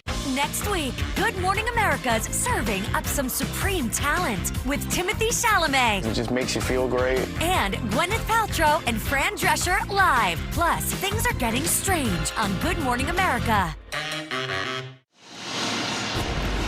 Let's bring in our rules analyst, Bill LeMonnier. Bill, should this have been a penalty? We're judging levels of spiking now, aren't we? Yeah, that's a pretty hard spike. You got a player nearby there too, so it's a little over the edge on the celebration. And I'm all for letting the players have some fun and all that. It's a little over the edge, so I understand why it was called. The Gronk series, trying to honor Gronk. It's the Gronk. I mean, it's hosted by Gronk. And there are different variations of spiking. Bill. Well, you know, the guys that just spin the ball, stuff like that, and there's no opponent in the area, they're going to leave that stuff go. But this one, he went over the edge on this one. Number 8. Okay. Well, this is why Bill LeMonnier is not only one of the best rules analysts of all time. He was a great referee in the Big Ten for 2 decades, and he also worked one of the greatest bowl games ever. You see him there, the referee at the bottom of your screen, in the Boise State, Oklahoma Fiesta Bowl back in 2007. So you're watching the Statue of Liberty play as they go for 2. What's going through your mind when you see this? Well, the first thing was that 41 never moved up to be in a blocking position for a pass. So it just opened up right to me that I saw it was going to be a quick handoff. Unfortunately, the defense didn't see it. And that still ticks off former Sooner Dusty Dvorak as Dylan Riley gets the carry. There's Bill. Bill LeMonnier right here. One of the interesting things was before the game when I talked to Coach Pedersen, I asked him if he had any unusual plays that we should know about. And he said, nothing you haven't seen before. Well, he was right. I just never saw all of them in one game. Do coaches usually actually tell you guys? Because they're never going to tell the broadcasters. They tell the officials if a trick play like that is coming? Once in a while, if they had something, they want to make sure something's legal. But Coach Peterson was he's a pretty private person about that, and he wasn't going to let anything out of the bag. Yeah, he never told us anything all those years in those productive meetings either. Roughing the passer, number 9, defense, 15-yard penalty, automatic, first down. So Jacob Manu called for roughing the passer on Max Cutforth, who's in the game for the injured Maddox Madsen. Latrell Capel is shaken up at receiver for Boise. Jacob Manu playing tonight. Saw him making several plays. Well late. Wasn't a lot there with it. Max Cutforth, former walk-on from the Boise area. Started 3 games when Madsen went out with injury, lost to San Diego State, beat Colorado State, and then beat Utah State by 1. And then once Madsen came back, they ended up winning the Mountain West Championship. Cutforth had no shot that time. As defenders meet at the quarterback, Zach Durfee there first. Well, you're going to see a stunt here, and then you're also going to see Durfee off the edge, and pretty much everybody comes clean.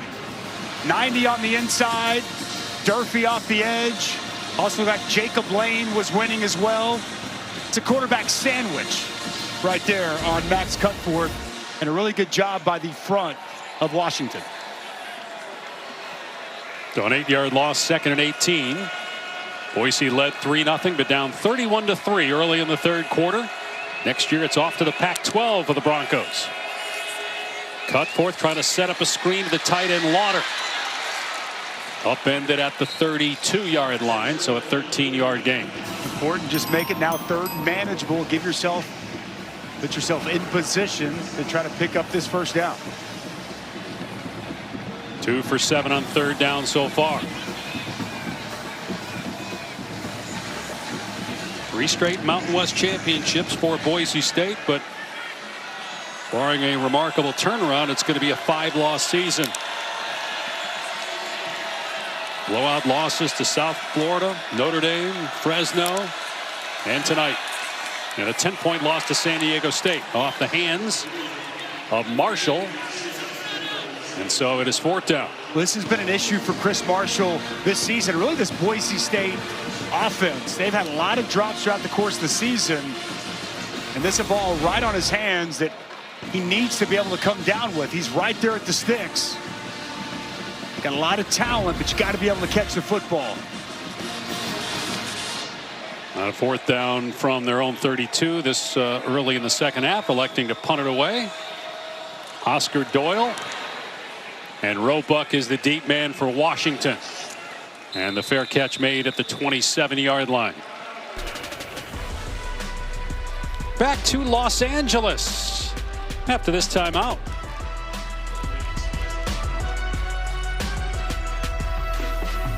I am the fire! Get your 3D tickets now for the greatest chapter of the biggest saga in history. Whatever happens, protect this family. Critics rave it's by far the best Avatar movie. If your father and I do not return, you go as far and as fast as you can.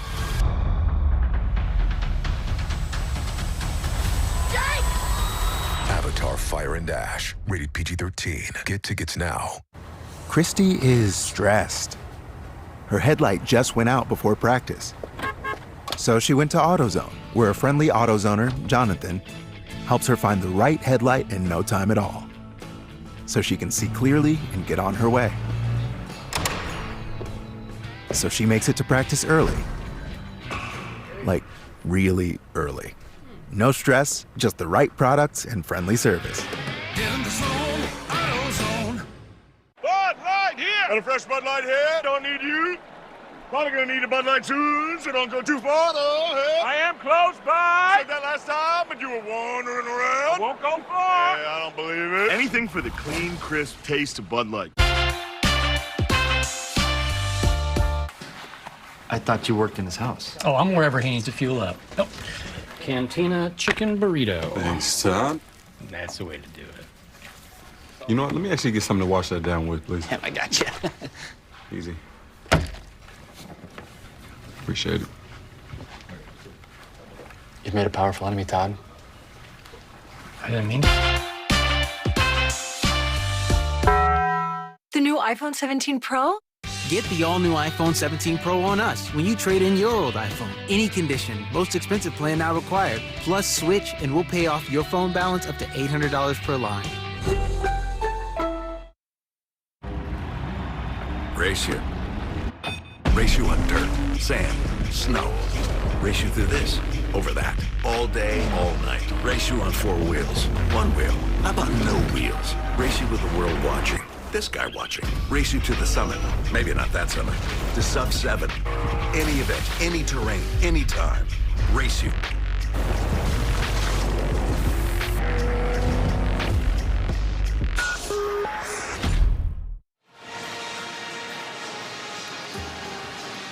Well, one of the things that a lot of the players did this week to get involved in the Los Angeles community was helping out at Altadena Arts Magnet, a school that didn't burn down but located in the epicenter of the burn zone, with 30% of their families experiencing total home loss due to the Eaton fire and 90% of the school families being displaced.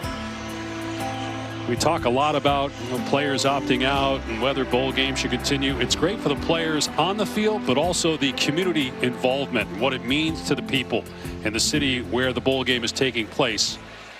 That activity and involvement by the players goes a long way. Absolutely. Goes a long way for those people still trying to fight their way back, and for these players to get out there into the community and help make a difference, put smiles on people's faces, extremely rewarding. Adam Mohammed, the ball carrier, at a gain of about 5. Damon Williams with 4 touchdown passes, the most ever, tying the most ever in a bowl game for Washington. 4 different receivers. And spread the ball around, finding open targets. We've had 2 different receivers with their first touchdown of the year. The true freshman, Raiden Vines-Bright, and then Quentin Moore, the tight end, with that most recent touchdown. Both came into the night without one, and both here early in this third quarter already with a touchdown on the board. Williams will run it here. And steps out of bounds near the line to gain. Did enough to get the first down at the 39. A 6-yard run. Seen that a couple times now. Just a quarterback sweep to the boundary. Nice job by Mohammed, just getting enough of the linebacker to help spring Damon Williams to get to the edge. Mohammed bottled up. Not much, maybe a yard. Well, it's year 2 for Jedd Fisch as the head coach here at Washington. His name has been mentioned for jobs that have already been filled, but obviously there's a big job open right now at another Big Ten school, Michigan. Fisch, a former assistant under Jim Harbaugh, early in Harbaugh's tenure there back about 10 years ago. And we'll see, but look, he's done a terrific job. Obviously, Kalen DeBoer got this team to a national title, but they were making the transition after that from the Pac-12 to the Big Ten. And they're certainly in the mix as one of the better teams in the league. Williams hoists that out of bounds. And they've got a lot coming back on both sides of the football. A lot of talent that Jedd Fisch brought over with him from Arizona.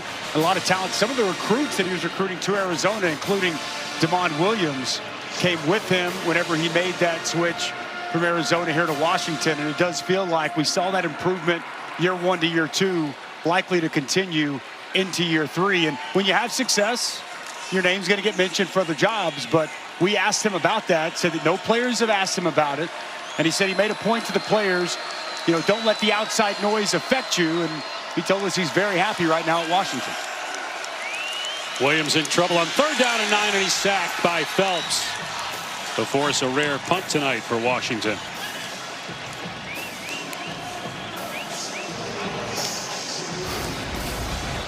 Well, Phelps going to be working off the edge. He's going to come inside, just never stops his rush, just continues to dig it out and get this sack. Nice job collisioning off the offensive lineman and getting in the backfield. 3rd sack of Damon Williams tonight, but a little too late for Boise.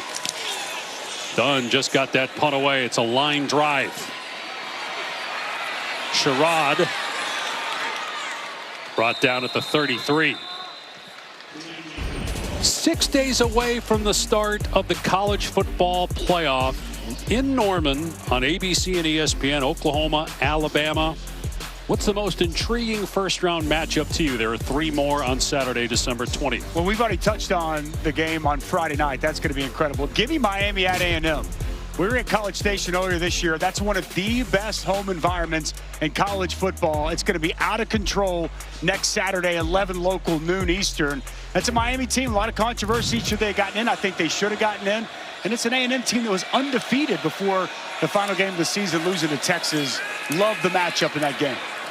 Cutforth has a completion to Marshall to midfield. Taylor? I'll be on the call for that Miami-Texas A&M game, and I can tell you the legwork I've already done on that game. Miami, a huge chip on their shoulder, too, for feeling like they've been overlooked. Obviously, it came down to the final rankings for them to jump ahead of Notre Dame, get into the CFP, so super excited to see that matchup and the way they carry that into a very, very big road test at A&M. And I want to see also, how does Marcel Reed respond? He struggled late in that game against Texas. I think he's going to have a lot to prove in that game as well. 2 really good offensive lines in that matchup. You know about the edges of Mesidor and Bain for Miami. You got really good matchup that's going to be fun to watch. A&M's only loss was the last regular season game against Texas. Had an incredible come-from-behind win against South Carolina. Otherwise, they're probably still in the playoff, but they're on the road in the first round as opposed to hosting a first-round game. Winner of that game will play Ohio State in the quarterfinal.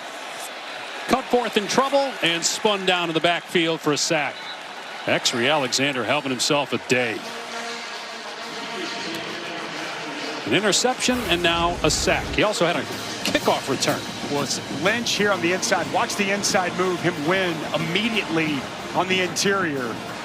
That's what initially forces Cutforth to step up, and it's X-Ray Alexander, as you mentioned, another big play in this game. He has been outstanding and really just improved all throughout the course of the season. 324 yards for Washington, just 113 for Boise. Wide receiver screen to Penry. Dragged down in the open field by Alexander at the 45. It'll be 4th down at about 5. Love the effort from X-Ray Alexander. He is in the stack, gets out, chases that down from behind, and clearly I think Boise State knows down 28 at this juncture. They got to go for it.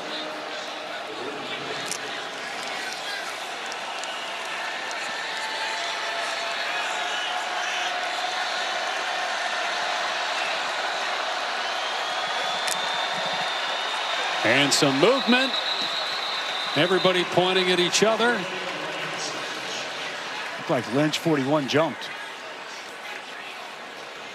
Offside, number 41, defense, into the neutral zone, calls the offense to react. 5-yard penalty results in a 1st down.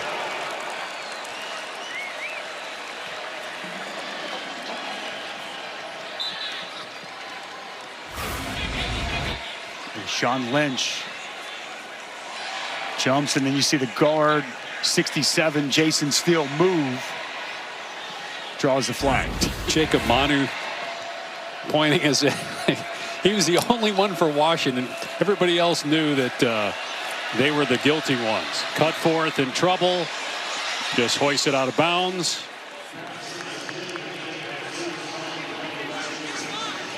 Just trying to be a good team player, Dave. Trying to lobby for a call for his team. Yeah, I get it. It just the other 10 guys were like, no, it's that was us. That was us. Great week of bowl action leading up to the start of the college football playoff, around the college football playoff, after the college football playoff. 21 straight days of football. On the perimeter, Sherrod. And a short gain. That Troy by Durfee. That Troy and Jackson State game, it's going to be really good. Fired up for that one.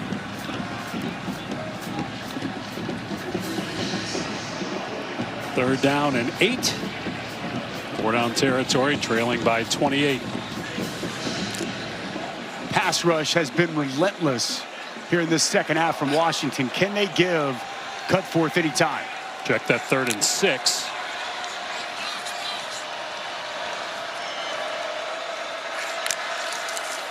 And they'll keep it on the ground. And they get maybe a yard with Sherrod. McLaughlin in there on the stop, the leading tackler for Washington, along with Alinius Davis. Well, Alinius Davis has been extremely active, just a sophomore on the interior of this Washington defense. We've seen him on several different pass rushes, get home, apply pressure, holding the point inside, playing really well tonight.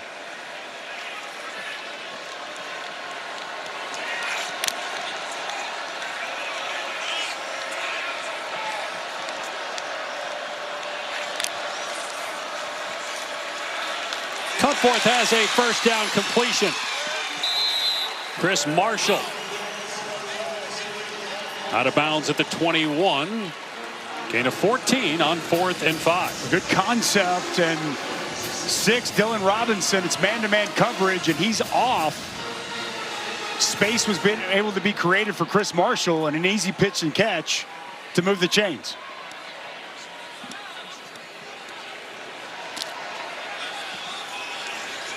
Boise playing in its 2nd ALA Bowl in the last 3 years. First time that Washington has been in the bucked up LA Bowl. Cutforth on the throwback, and it's dropped by Penry with Leroy Bryant bearing down on him. Little throwback screen. I like the imagination, but it's extremely well read by Leroy Bryant. Even if that ball is caught, it's going to be catch tackle. Prepared, ready and able to react with what he got. Very well played there by Bryant.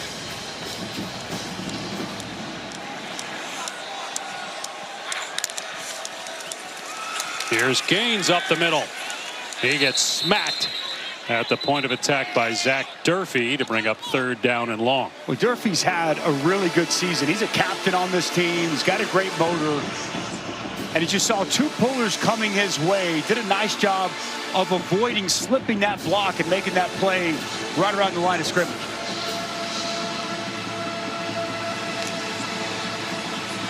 Look at that. Just unable to run the ball tonight, Dave. And again, as we talked about, that's kind of the bread and butter, how they get this offense to have rhythm and how they get it to flow.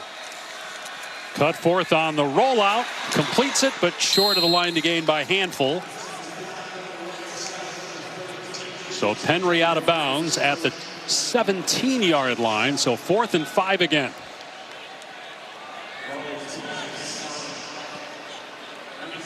Max Cutforth starting the second half at quarterback with Maddox Madsen, the starter in the first half, injured. Came back after missing about a month due to a lower leg injury. Right foot in a boot after hobbling off the field at the end of the first half. Had just 51 passing yards and 2 interceptions after a brilliant regular season, leading them to the Mountain West Championship. Cutforth over the middle, incomplete. Like Chris Marshall stopped the receiver, and a turnover on downs. Yeah, it just looked like Chris Marshall quit on that route, and another stop for Washington. One guy that didn't quit, the host of this game, Rob Gronkowski, as he's racing Blitz, the Boise State mascot. Looks like he got blitzed on this race. Come on, Rivers. Gronk, come on. Phillip Rivers, age 44, coming back. Rob Gronkowski, age 36, told it, I ain't coming back, I'm done. Okay. We back. Air Jordan 1s going for just $69. You guys, are you kidding me? If y'all love steals and deals, gotta check out Whatnot. You can find insane deals on just about anything. Everything is live chat, you feel me? Brand new. Beautiful vintage condition. Congrats.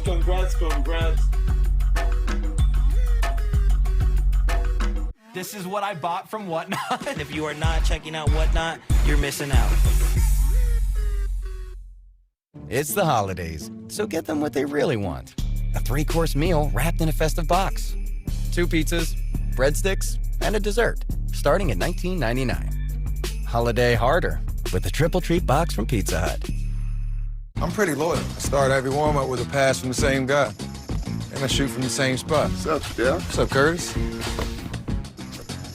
Every time. So you can imagine how good something's got to be to get me to switch. Can't beat it, come on. 'Twas nearly the holidays, and all through the house, there was still much to do, like find the right gift for Mouse. When, much to her surprise, help from PetSmart appeared and led her to a land full of holiday cheer. The shelves were full with toys, treats, and food. Even Santa was there for a photo or two. With sweaters and collars, bandanas, and more, every pet had a holiday like never before. True story. This weekend, get a free photo with Santa. PetSmart, anything for pets. And Doug. Imagine if we could tell everyone here that Liberty Mutual customizes car insurance to save people hundreds. Leave him! It's a mascot! Only pay for what you need. Liberty, liberty, liberty. Coming to ABC and Hulu. The biggest holiday party of the year. iHeartRadio Jingle Ball. Featuring Ed Sheeran, Nelly, Renee Rapp, Alex Warren, Conan Gray, The Kid Laroi, Zara Larson, Sean Paul, Luebe, and more.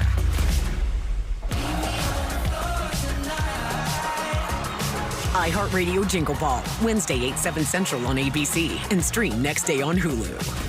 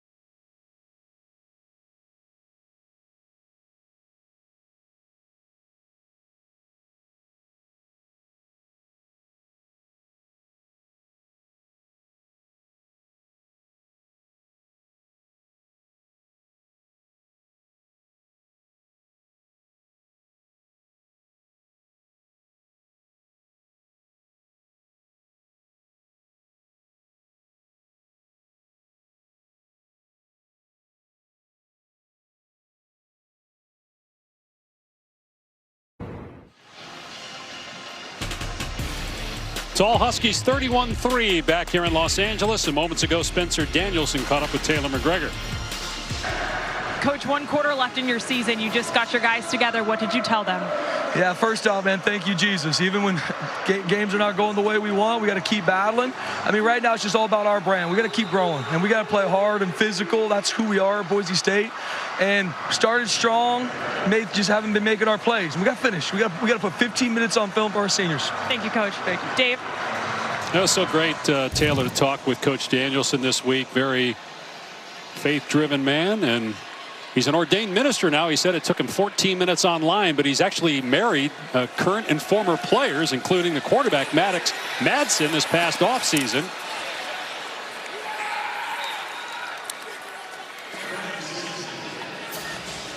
Check that he will be marrying Maddox Madsen. That's going to be in March. But Braxton Feely, who got married this past offseason, second-team All-Mountain West performer. Coach Danielson officiated that wedding and many others. He's got a great energy, man, to him, and you could tell these players love to play for him. He is all in on Boise State. I think he's a perfect person to represent that program and the way his players go about it. He's got an outstanding relationship with Chris Peterson, who he still talks to every Sunday. They have Zoom calls and become a real mentor for him. But we've talked a lot tonight about just this Boise State program and the success they've had since they've gone to the FBS. And I expect that's going to continue under the guidance of Spencer Danielson. Here's Taylor. I love the story of how it all began, that he was asked to do Braxton Feely's wedding. So I guess at Boise, when players come, he says, look, I coach you, I marry you, and you're in my life forever. Well, Braxton took that seriously and approached Coach Danielson, asked him if he would officiate his wedding, and of course Coach Danielson happy to oblige. So that was the first one, and there has been one since, and 2 more on the books for Coach Danielson. So certainly speaks highly to how much they think of his coach. And should that day come for Taylor McGregor, we've got somebody to officiate the wedding. I did ask him that. He told me before the game today, hey, seriously, if you need me one day, I said, well, you just have to find Mr. Right. But or Dave, if you've got 14 minutes and you want to become an ordained minister, maybe you. Yeah, watch out, Dave. Could step in that role. Well, multitask here in the 4th quarter. Call the game and pull up that website for me, would you?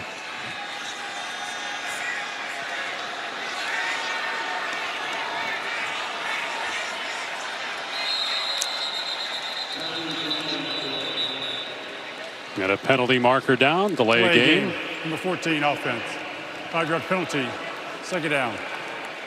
Well, Boise State, since hitting the FBS level back in 1996, has been in multiple conferences, but they have owned the Mountain West, but will be leaving next year to go to the Pac-12. But 3 straight Mountain West championships, only time in the conference's history, only the 10th school ever to do that in FBS history. A program that's used to winning, 28 consecutive winning seasons, longest active streak in the country. That pass is caught for a first down by Marshall and tripped up at about the 30-yard line. Pressure brought here by Washington. And you look at their all-time winning percentage in FBS. Now, again, got to keep in mind that they've only been at this level for 30 years and the competition. They're not playing a lot of Power 4 teams, but still, it's remarkable. It's incredible. It's been a great run. And again, False start from 63 offense. 5-yard penalty, 1st down. If you've been to Boise, that community, they are all in on their football. They've got such a great backing, such a great home field advantage there on the blue turf, and pretty remarkable when you're on that list and you look at some of the blue bloods in the history of college football, and Boise State's there at the top. They were a playoff team last year. In the quarterfinal, lost to Penn State.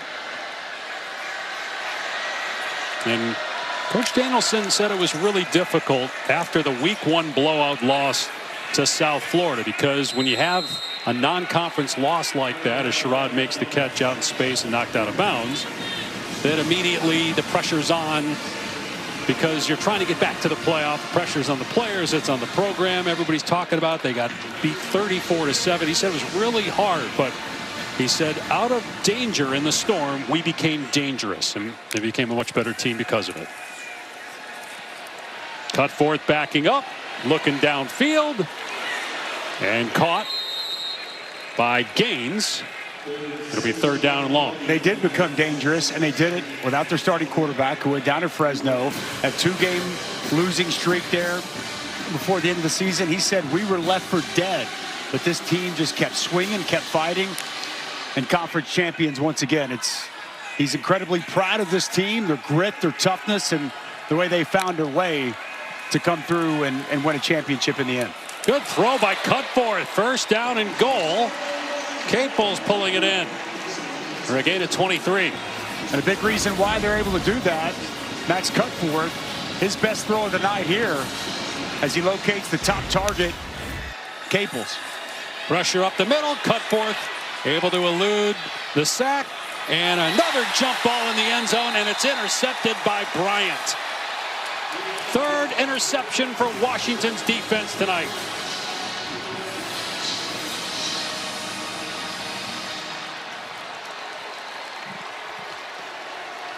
Well, it was Maddox Madsen in the first half throwing one up for grabs, and Cutforth with just a big mistake here. And Bryant picks it off.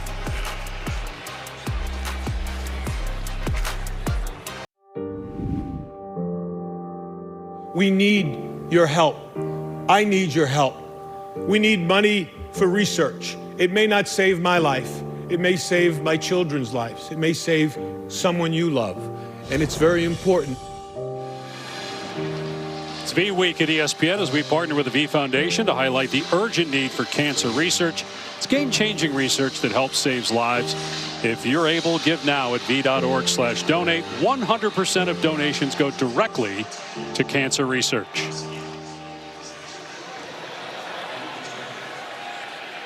Dave Pasch, Dusty Dvorak, and Taylor McGregor back here in Los Angeles. Damon Williams, 4 touchdown passes on the day, going back to work and running his way back near the line of scrimmage, maybe a 1-yard gain. Braxton Feely on the takedown. Braxton Feely, 2nd team all-conference. He really has had an outstanding senior season, been a force inside for this defense, and nice job getting Williams to the ground after he slipped. And one thing noteworthy, Dave, Denzel Boston in the game right now, Jonah Coleman in the game. Boston not sure what he's going to do next year. Will he declare or not? Jonah Coleman, this is his last game, but well, they signed up for 60. It looks like you're going to get all of that from this entire Huskies team. Williams dumps it off to the aforementioned Jonah Coleman. He fumbles the ball, and it's recovered by Jake Ripp. Not sure if he was the one that ripped it out, but he got the fumble recovery. The first takeaway for Boise State. Well, it's about effort to the football. And this Boise State defense has been great this year, taking the ball away. And sometimes you got to give a little extra. Watch Roman Kaywood come from behind, wind up with that right arm, and jar that ball loose so that Jake Ripp can get on top of it. Continuing to play, give everything you got. That's what Spencer Danielson said he wanted to see from his football team. That's exactly what he got from Kaywood.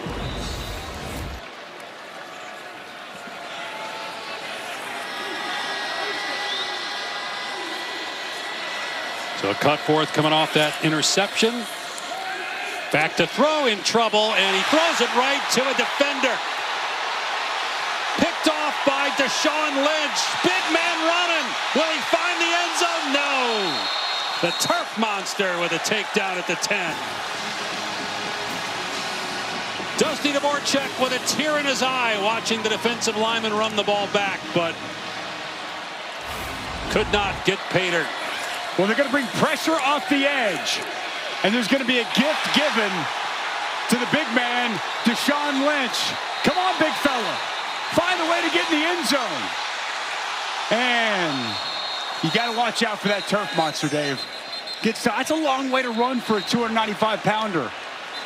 Defensive linemen dream of that. No, I never scored. No. Did you ever want thrown like that easy to you where you could have run it back and you were that close? I wish. No. Back-to-back interceptions thrown by Cutforth on consecutive passes. Thought we were going to see a thick 6 there. He looked good moving too. Just when he tried to cut back, he got a little bit off balance. But boy, this dominant defensive performance continues for Ryan Walters' side of the football. 4th takeaway, dialing up pressure. Good recognition there by Lynch as well. Saw the tight end sit there and stay, and he was in prime spot to get that pick.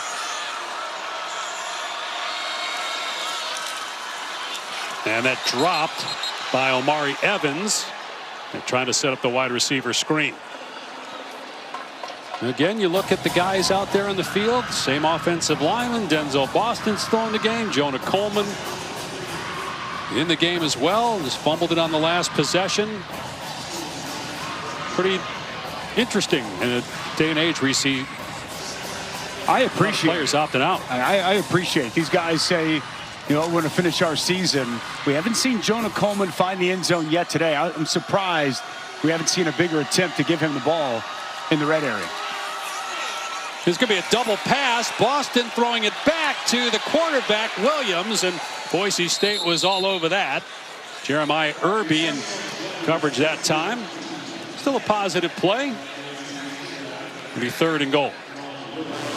Jed Fish reached into the bag of tricks. A little double pass there.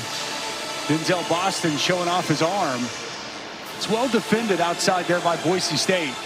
Irby didn't bite on it. Boston had a touchdown pass earlier this season against Illinois. Also has a punt return for a touchdown and 11 receiving touchdowns, including 1 tonight.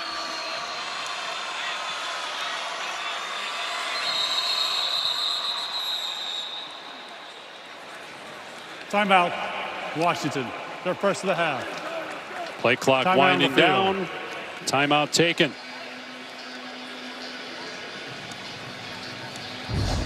Well, here's the pick that set up the prime real estate. It's Rashawn Clark on the pressure, and it's Deshaun Lynch with the pick. Looking smooth running down the field until goes down at the 10. It's been all Huskies here in L.A. I don't think I'm doing this race. Al Chun. Can you hand me that pink cup? Alan Hagan. I'm not going to spend my retirement on land. Als who start a business. She's the boss now. And pass it down. They've all got something to protect. Whether it's these Als. It's actually Allie. Or this perfect little Jeff. And with investment, retirement, and insurance know-how. Look at the camera. Prudential can help protect your life's work. There you are. Who's your rock? Want the fastest working GLP-1? For half the price, Ro now offers FDA-approved weight loss injections cheaper, so you can see weight loss results faster. Lose 20% of your weight with the formula that hits not 1, but 2 hormones for less hunger and faster results. Weight loss faster, confidence higher, price cheaper. See if you qualify at ro.co/TV. I need you to trust me one last time. It's about to come to a head. How do you know? Because I'm about to take it there. Let's go! I was born and strong, born to survive, born in a place that you don't make it out alive. Thought it was over, thought I was dead. Nobody's seen that coming.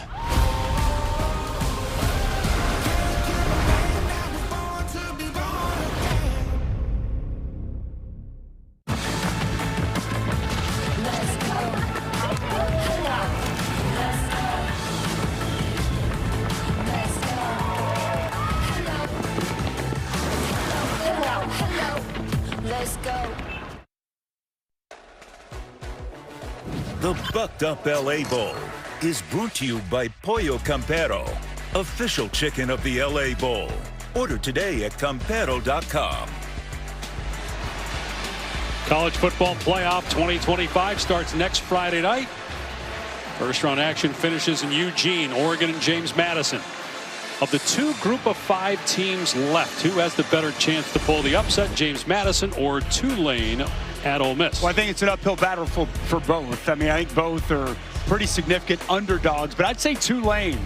The second time they get a crack at Ole Miss, they lost by 35 the first time, but I like both of the home teams in those matchups.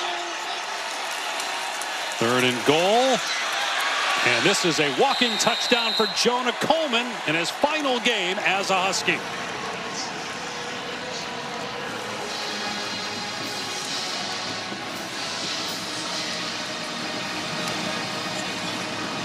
Well, it's really good blocking off the right side. Just an off tackle, outside run.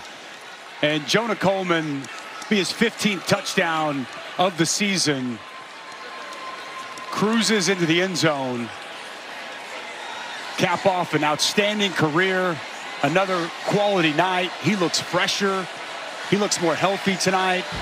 And he's got a lot of football left in front of him. That's an outstanding running back. He's going to play in the NFL. Got to feel good, too, after not ending his career at Washington with the fumble. Yep. Coming back and getting in the carry there in short yardage so he gets into the end zone in his final game with the Huskies. He was recruited at a very young age by Jed Fish in Washington and then transferred to Seattle when Fish took the head job before last season. And they're close. Jonah Coleman and Jed Fish told us he's so proud of his growth as a player, as a young man. Was a Campbell Award finalist. Jed Fish went with him to Vegas for that. And, 51 Friday walkthroughs they had a chance to spend together, something Jed Fish shared with us that Jonah Coleman brought to his attention just yesterday when they were getting prepared for this game. Taylor? When I was talking to Jonah Coleman this week, he told me he wasn't sure exactly how he would feel going into this game, but assumed there would be some type of emotion. It was important for him to play in this game, he told me, because he wanted to cap off his college career, but also pay respect to Jed Fish, a man who has meant so much to him. You talked about how he was originally recruited to Arizona. That Arizona program was 1-11 when Jed Fish convinced him to come play for him. He sold him on a vision. He said, I will help make you a pro. And now that dream is turning into a reality, and all of that coming to fruition tonight. Yeah, Coleman, the guy that battled some injury this year at the end of the season. He had 30 total rushing yards in his last 3 games played. But 85 tonight and a touchdown, 7 yards per carry. 38-3 Washington, 38 unanswered points. It was 3-0 Boise about 5 minutes into the game.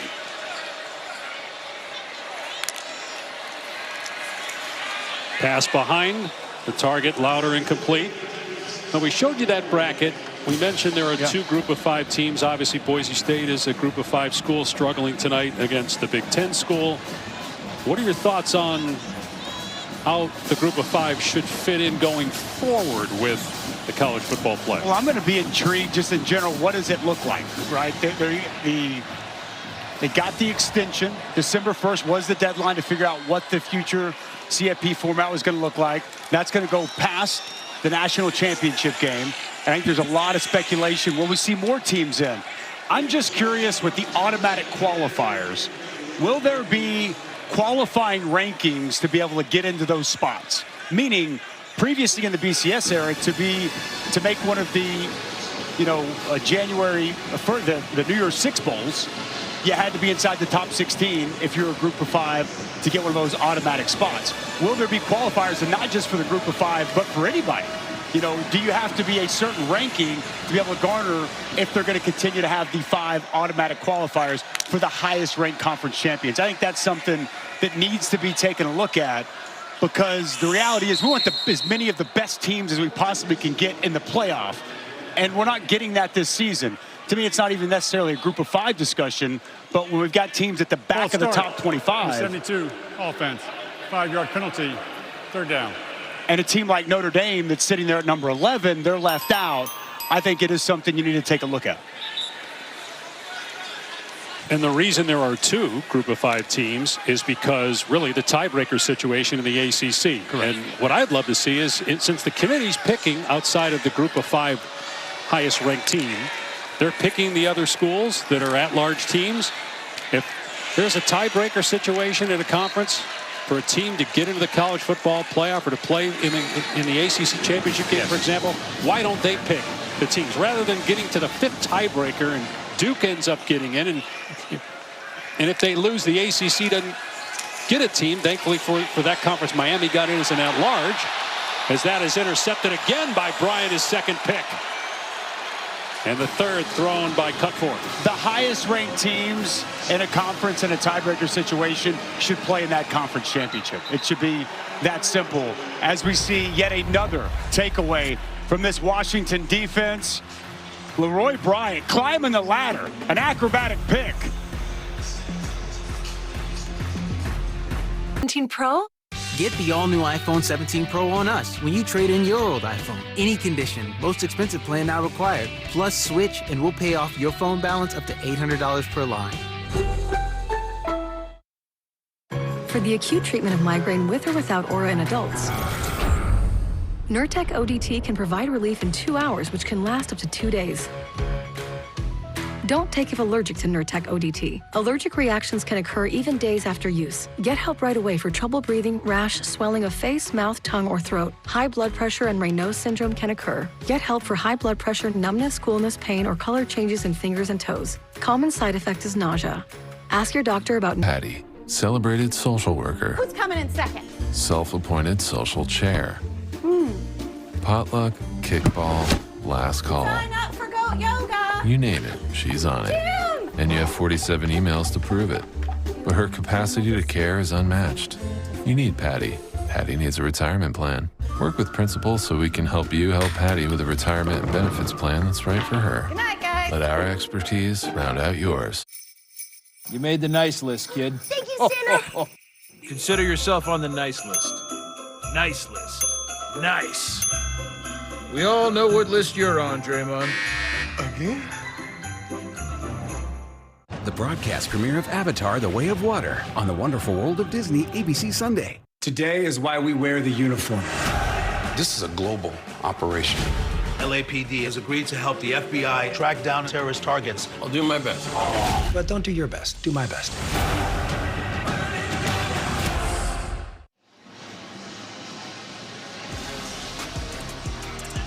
Back at SoFi Stadium, Dave Pasch, Dusty Dvorak, Taylor McGregor on a chilly night in Los Angeles.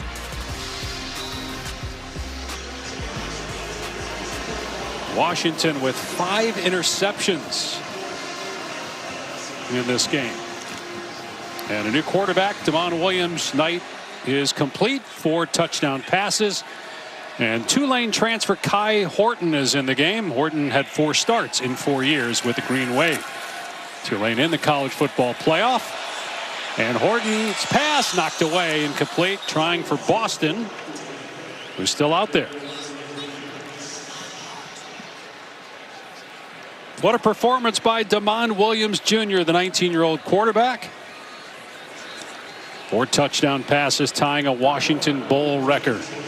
Bright future in front of him into next season. Still 19 years of age, very young. We've seen the skill set. You saw it at the end of the last season, throughout the course this year, and finishing on a strong note here in this bucked up LA Bowl. Horton throws complete to Evans. What do you think the ceiling is for Damon Williams?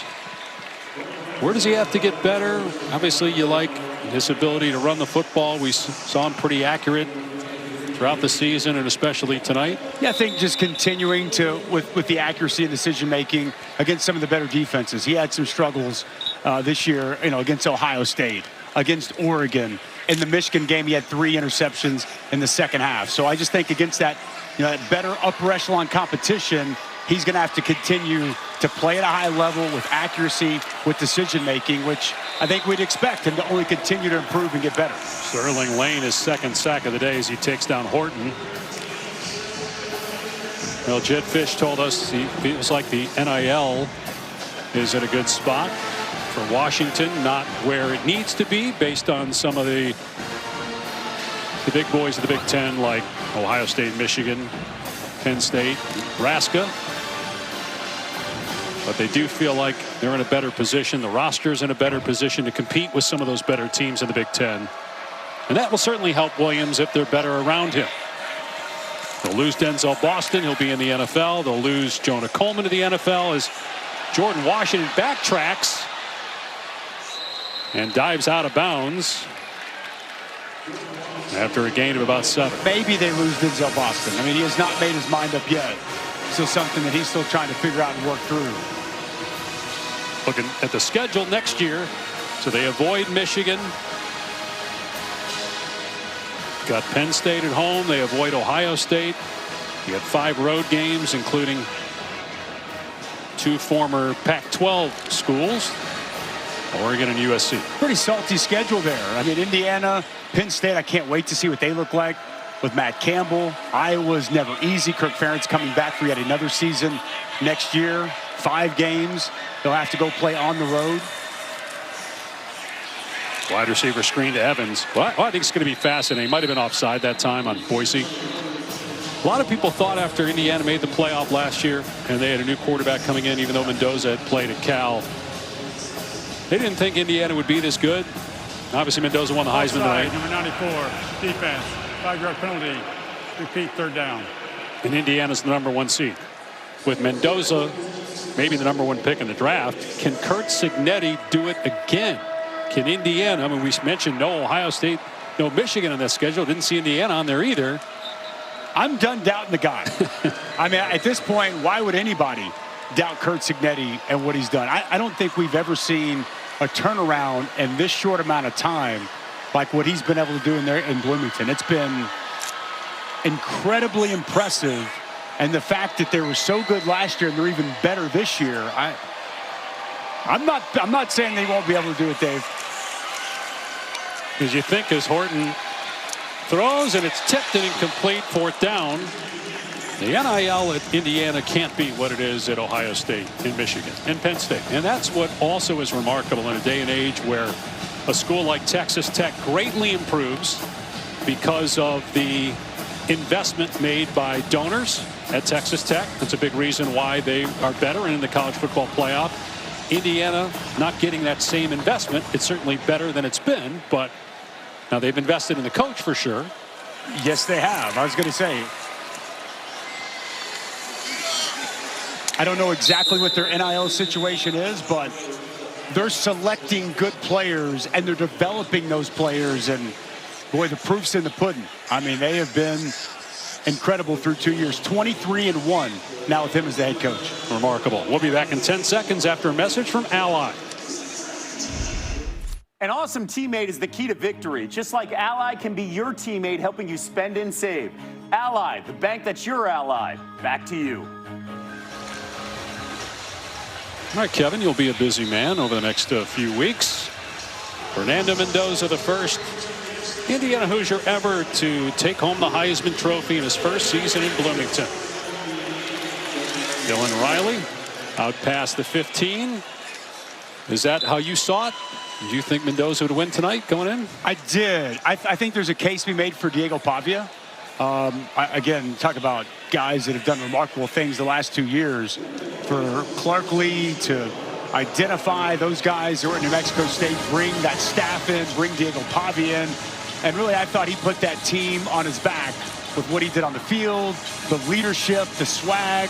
So I actually would have made a case for Diego Pavia, but I think Fernando Mendoza more than deserving to be the winner of this year's Heisman Trophy. I just thought in big moments, big situations, he really stepped up and made big plays.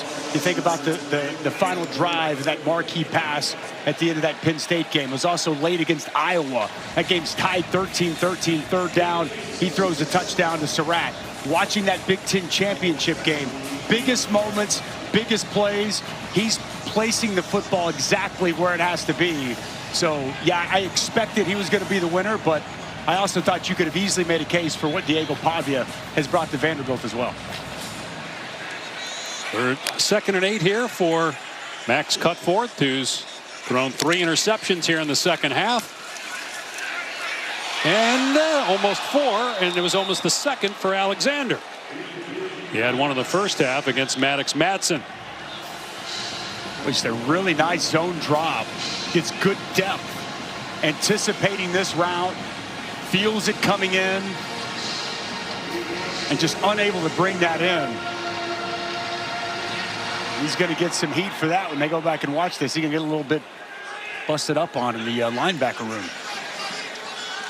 But he's played excellent, as have many of these Huskies defenders throughout the course of this game tonight. Interception and a sack on the night for Alexander. 3rd down and 8. And Boise is just going to keep it on the ground. Would imagine they'll just punt here on 4th down and 6. This game essentially over. Well, they'll keep the offense on the field here. Boise will fall to 9-5. Washington will improve to 9-4. So that's a 3-win improvement in year 2 for Jed Fish in Seattle. Fish, who's been at a lot of schools. We mentioned 3 years at Arizona, also an assistant at multiple college teams and NFL teams. In fact, he worked for the Rams for a couple of years early in Sean McVay's tenure. 4th down pass over the head of the receiver, a turnover on downs, but a flag. Let's see what that's about.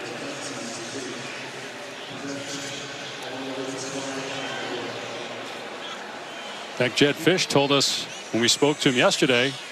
Offside, number 48, defense. 5-yard penalty. Repeat 4th down. Told us Sean McVay's one of his best friends. Said when he got fired at UCLA, that when McVay created a position for him on the Rams staff, part of his Super Bowl team. A lot of the principles of this offense you'll see tomorrow here against Detroit, because they do a lot of similar stuff with the multiple tight end sets, the inside-outside zone, the heavy play action. And clearly very successful with the Rams, and you've seen Jed Fish have a lot of success with that both at Arizona and now here at Washington. So the biggest thing he learned from being around Sean McVay for 2 years is relationships. As great as McVay is as a play caller and just how he understands all 3 phases, it's how he relates to players. And you hear that when you talk to players in the Rams or all these coaches that have worked for Sean McVay. It's the same thing. That's the biggest impact he's had on some of these other coaches. Which is kind of interesting when you go back to Taylor's report and what you were saying also on the relationship between Jed Fish and Jonah Coleman. And the depth of that relationship. Impacting a lot of these players in such a positive way and creating that bond, that relationship. That's the good stuff that we don't talk about enough in college football. That's what I was able to get from my head coach in Bob Stoops. And I think the great coaches, they're able to do that. They're able to create that relationship, that bond. There's always a respect. It's coach-player. It's not buddy-buddy. But there's a way you can go about that and still have great relationships with your players. And through some mentorship with McVay, Jed Fish has found that sweet spot. Gaines trying to get the edge. And the man that got the interception and almost scored a touchdown to Sean Lynch a little bit earlier in the second half with the takedown there. Washington using timeouts. Probably want to get some other guys an opportunity to play a little offense, I'm guessing. Get the ball back for Horton and put some backups out there. And the game's over, so got to be the reason why. Let's check out what DeMond Williams did tonight. 4 touchdown passes to tie the Washington Bowl record. And he really got it going in the second quarter. 3 of these touchdown passes came in that second frame. Corner blitz off the edge, felt it, stepped up, blown coverage on the back end, makes him pay. I love that. Full speed running to his right, fires the strike. How about the touch and placement of each of these last 2 touchdown passes? You cannot throw it any better. Right on the hands of his targets. And a big performance once again in a bowl game. 5 total touchdowns a year ago and 4 passing touchdowns here tonight. Tonight's Capital One Player of the Game. Last year at 374 yards, 4 touchdowns in the Sun Bowl. Also had a rushing touchdown in that game. So matching his own mark here tonight with 4 touchdown passes. Good throw that time by Cutforth. Pulled in by Caples for a first down. And when Caples has had a very good year, he's been the go-to guy. We've seen him a little bit here in the 4th quarter, but not a huge impact when the game was still in question early in this ball game. But Cutforth has had a couple of nice passes, had a strike for a first down.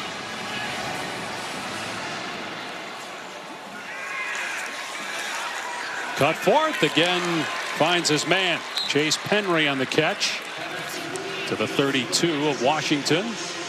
That might take us down to the 2-minute timeout.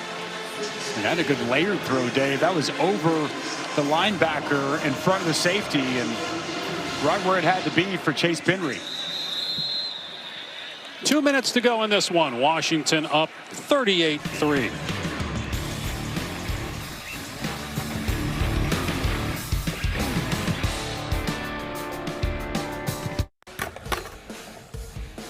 Running on empty? Need more energy or focus? Feel like you're hitting a wall? Crack open a Bucked Up. Take a sip, power up, and let the buck in you break loose. Because Bucked Up energy drinks get you fueled up, fired up, amped up, and ramped up. So you can feel like $1 million bucks. I get it. It's hard to change. Me? I'm pretty loyal. I've been on the same team for 17 years. Same coach for 11. Never switched my number once. And I start every warm-up with a pass from the same guy. What's up, Curtis? And I shoot from the same spot. Every time. So you can imagine how good something has to be for me to change. Can't beat it, can't beat it, can't beat it, can't beat it with the big bad dough. Come on. Don't I make it look easy? Don't I make it look good? Yeah. Go all in on luxury with Taco Bell's $5, $7, and $9 Lux Cravings boxes. There's the $5 box, indulgent. The $7 box, extravagant. And the $9 box, indescribable with the new steak and poblano rolled quesadilla. It's luxe for less. Choose your $5, $7, or $9 Lux Cravings box only at Taco Bell. And Doug. There it is, Limu, the 50-yard line. Soon we'll be telling the whole stadium how Liberty Mutual customizes car insurance. To save people hundreds! Whoa!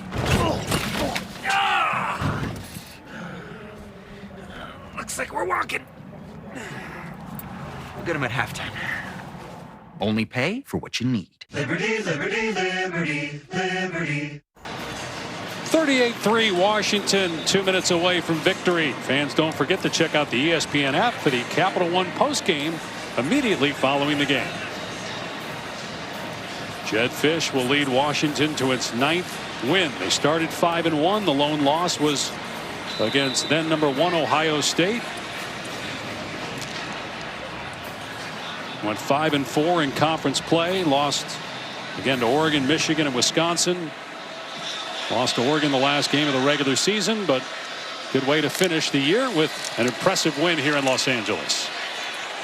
And the receiver had no idea the ball was coming his way. Chris Marshall hit him on the shoulder pad, it looked like. Elias Johnson in coverage. And Chris Marshall never quite identified this football. It's Elias Johnson in coverage, and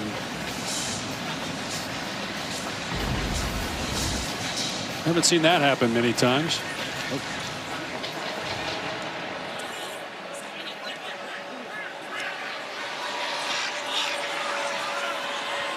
Second and 10.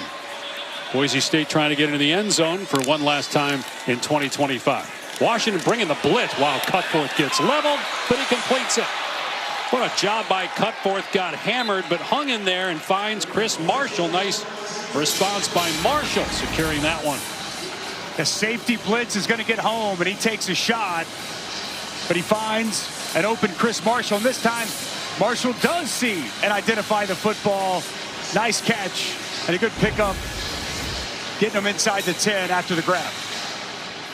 Paul Menke with the big hit there on the quarterback. First and goal. Cutforth. That hit the crossbar. No interception. Incomplete pass. Ball out of bounds. Second and goal. Good defense down the field. Wanted to throw it back and find Cameron Bates, but he was well covered. And Cutforth puts it in the back of the end zone.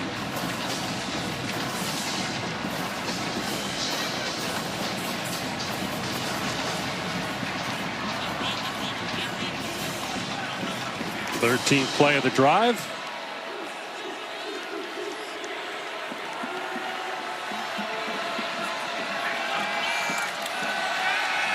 Cutforth on the rollout, throws it back to Lauder, lowers the shoulder, and into the end zone for the touchdown.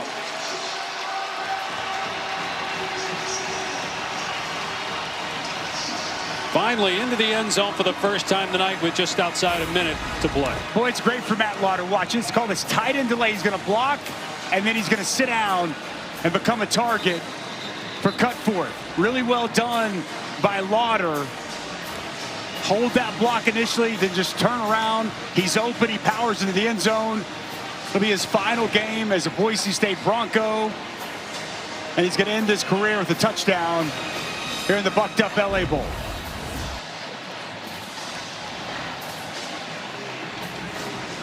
As bad as things have gone tonight, at least you walk out of here with feeling like you finished strong, played to the end, and finally got into the end zone. Colton Boomer on for the point after. And it's 38-10.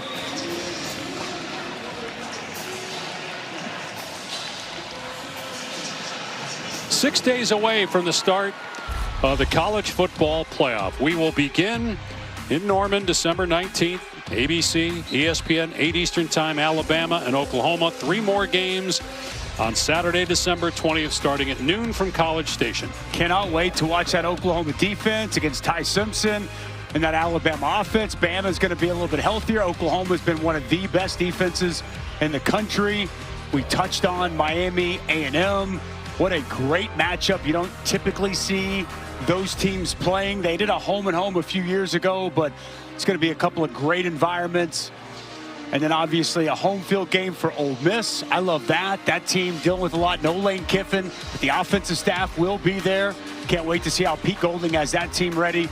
And then the Oregon Ducks. I see a lot of people thinking Oregon could be the team that could come through that bracket and make a push for a national championship. Remember last year they were the 1 seed, won the Big Ten championship, went undefeated, and then got bounced in that quarterfinal Rose Bowl to Ohio State. If Oregon beats James Madison, they will face Texas Tech in Miami at the Orange Bowl on New Year's Day. You also saw that graphic there about rematches in the CFP. Alabama and Oklahoma played just a month ago. Anything from that matchup do you think could play a big role this time around? Well, yeah, look, I mean, I'm intrigued to see offensively what adjustments Oklahoma makes. John Mateer struggled in that game, and they got almost doubled up in offense. They kind of struggled down the stretch. So I'll be intrigued to see, you know, what they're able to look at based off that film, what Alabama did to them defensively. What can they do to maybe get some things going in the run game and get John Mateer into a rhythm against that Bama defense? Because the Oklahoma defense has been great. Can they get the offense and Mateer going again? Had that injury midseason.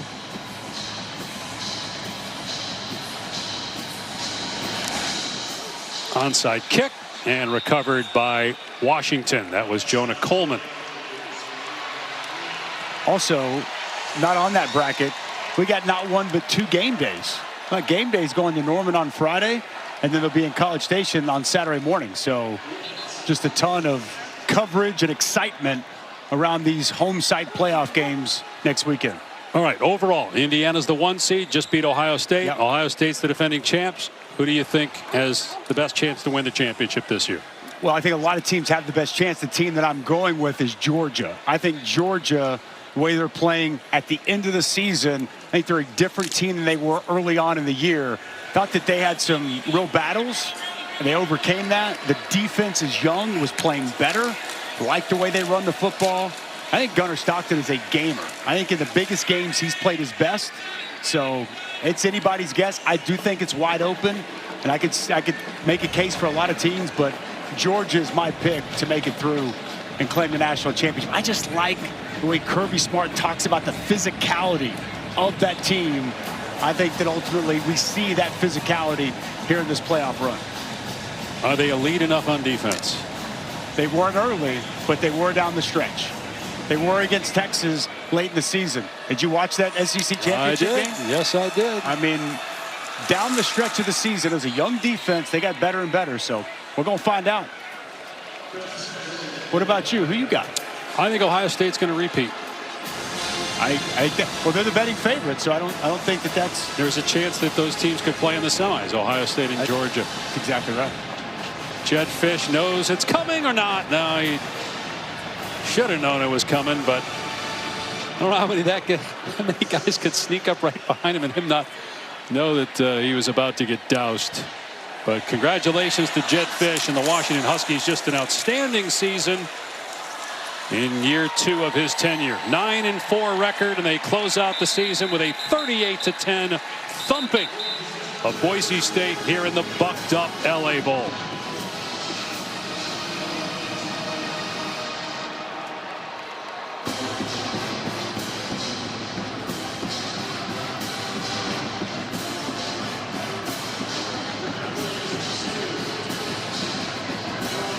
So Washington 9-4, Boise State, the Mountain West champs, finished the season 9-5. Maddox Madsen unable to finish the game, unfortunately.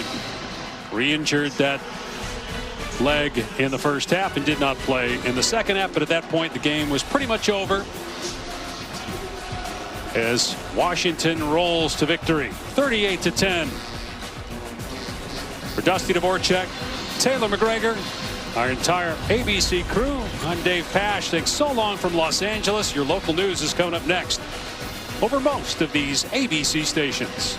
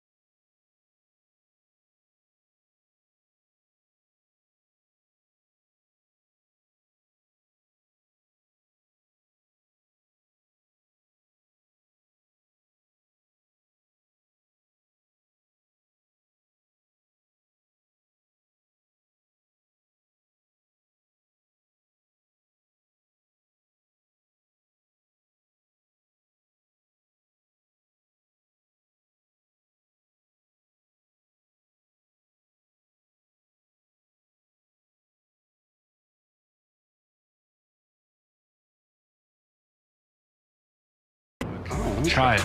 I bet this feels good.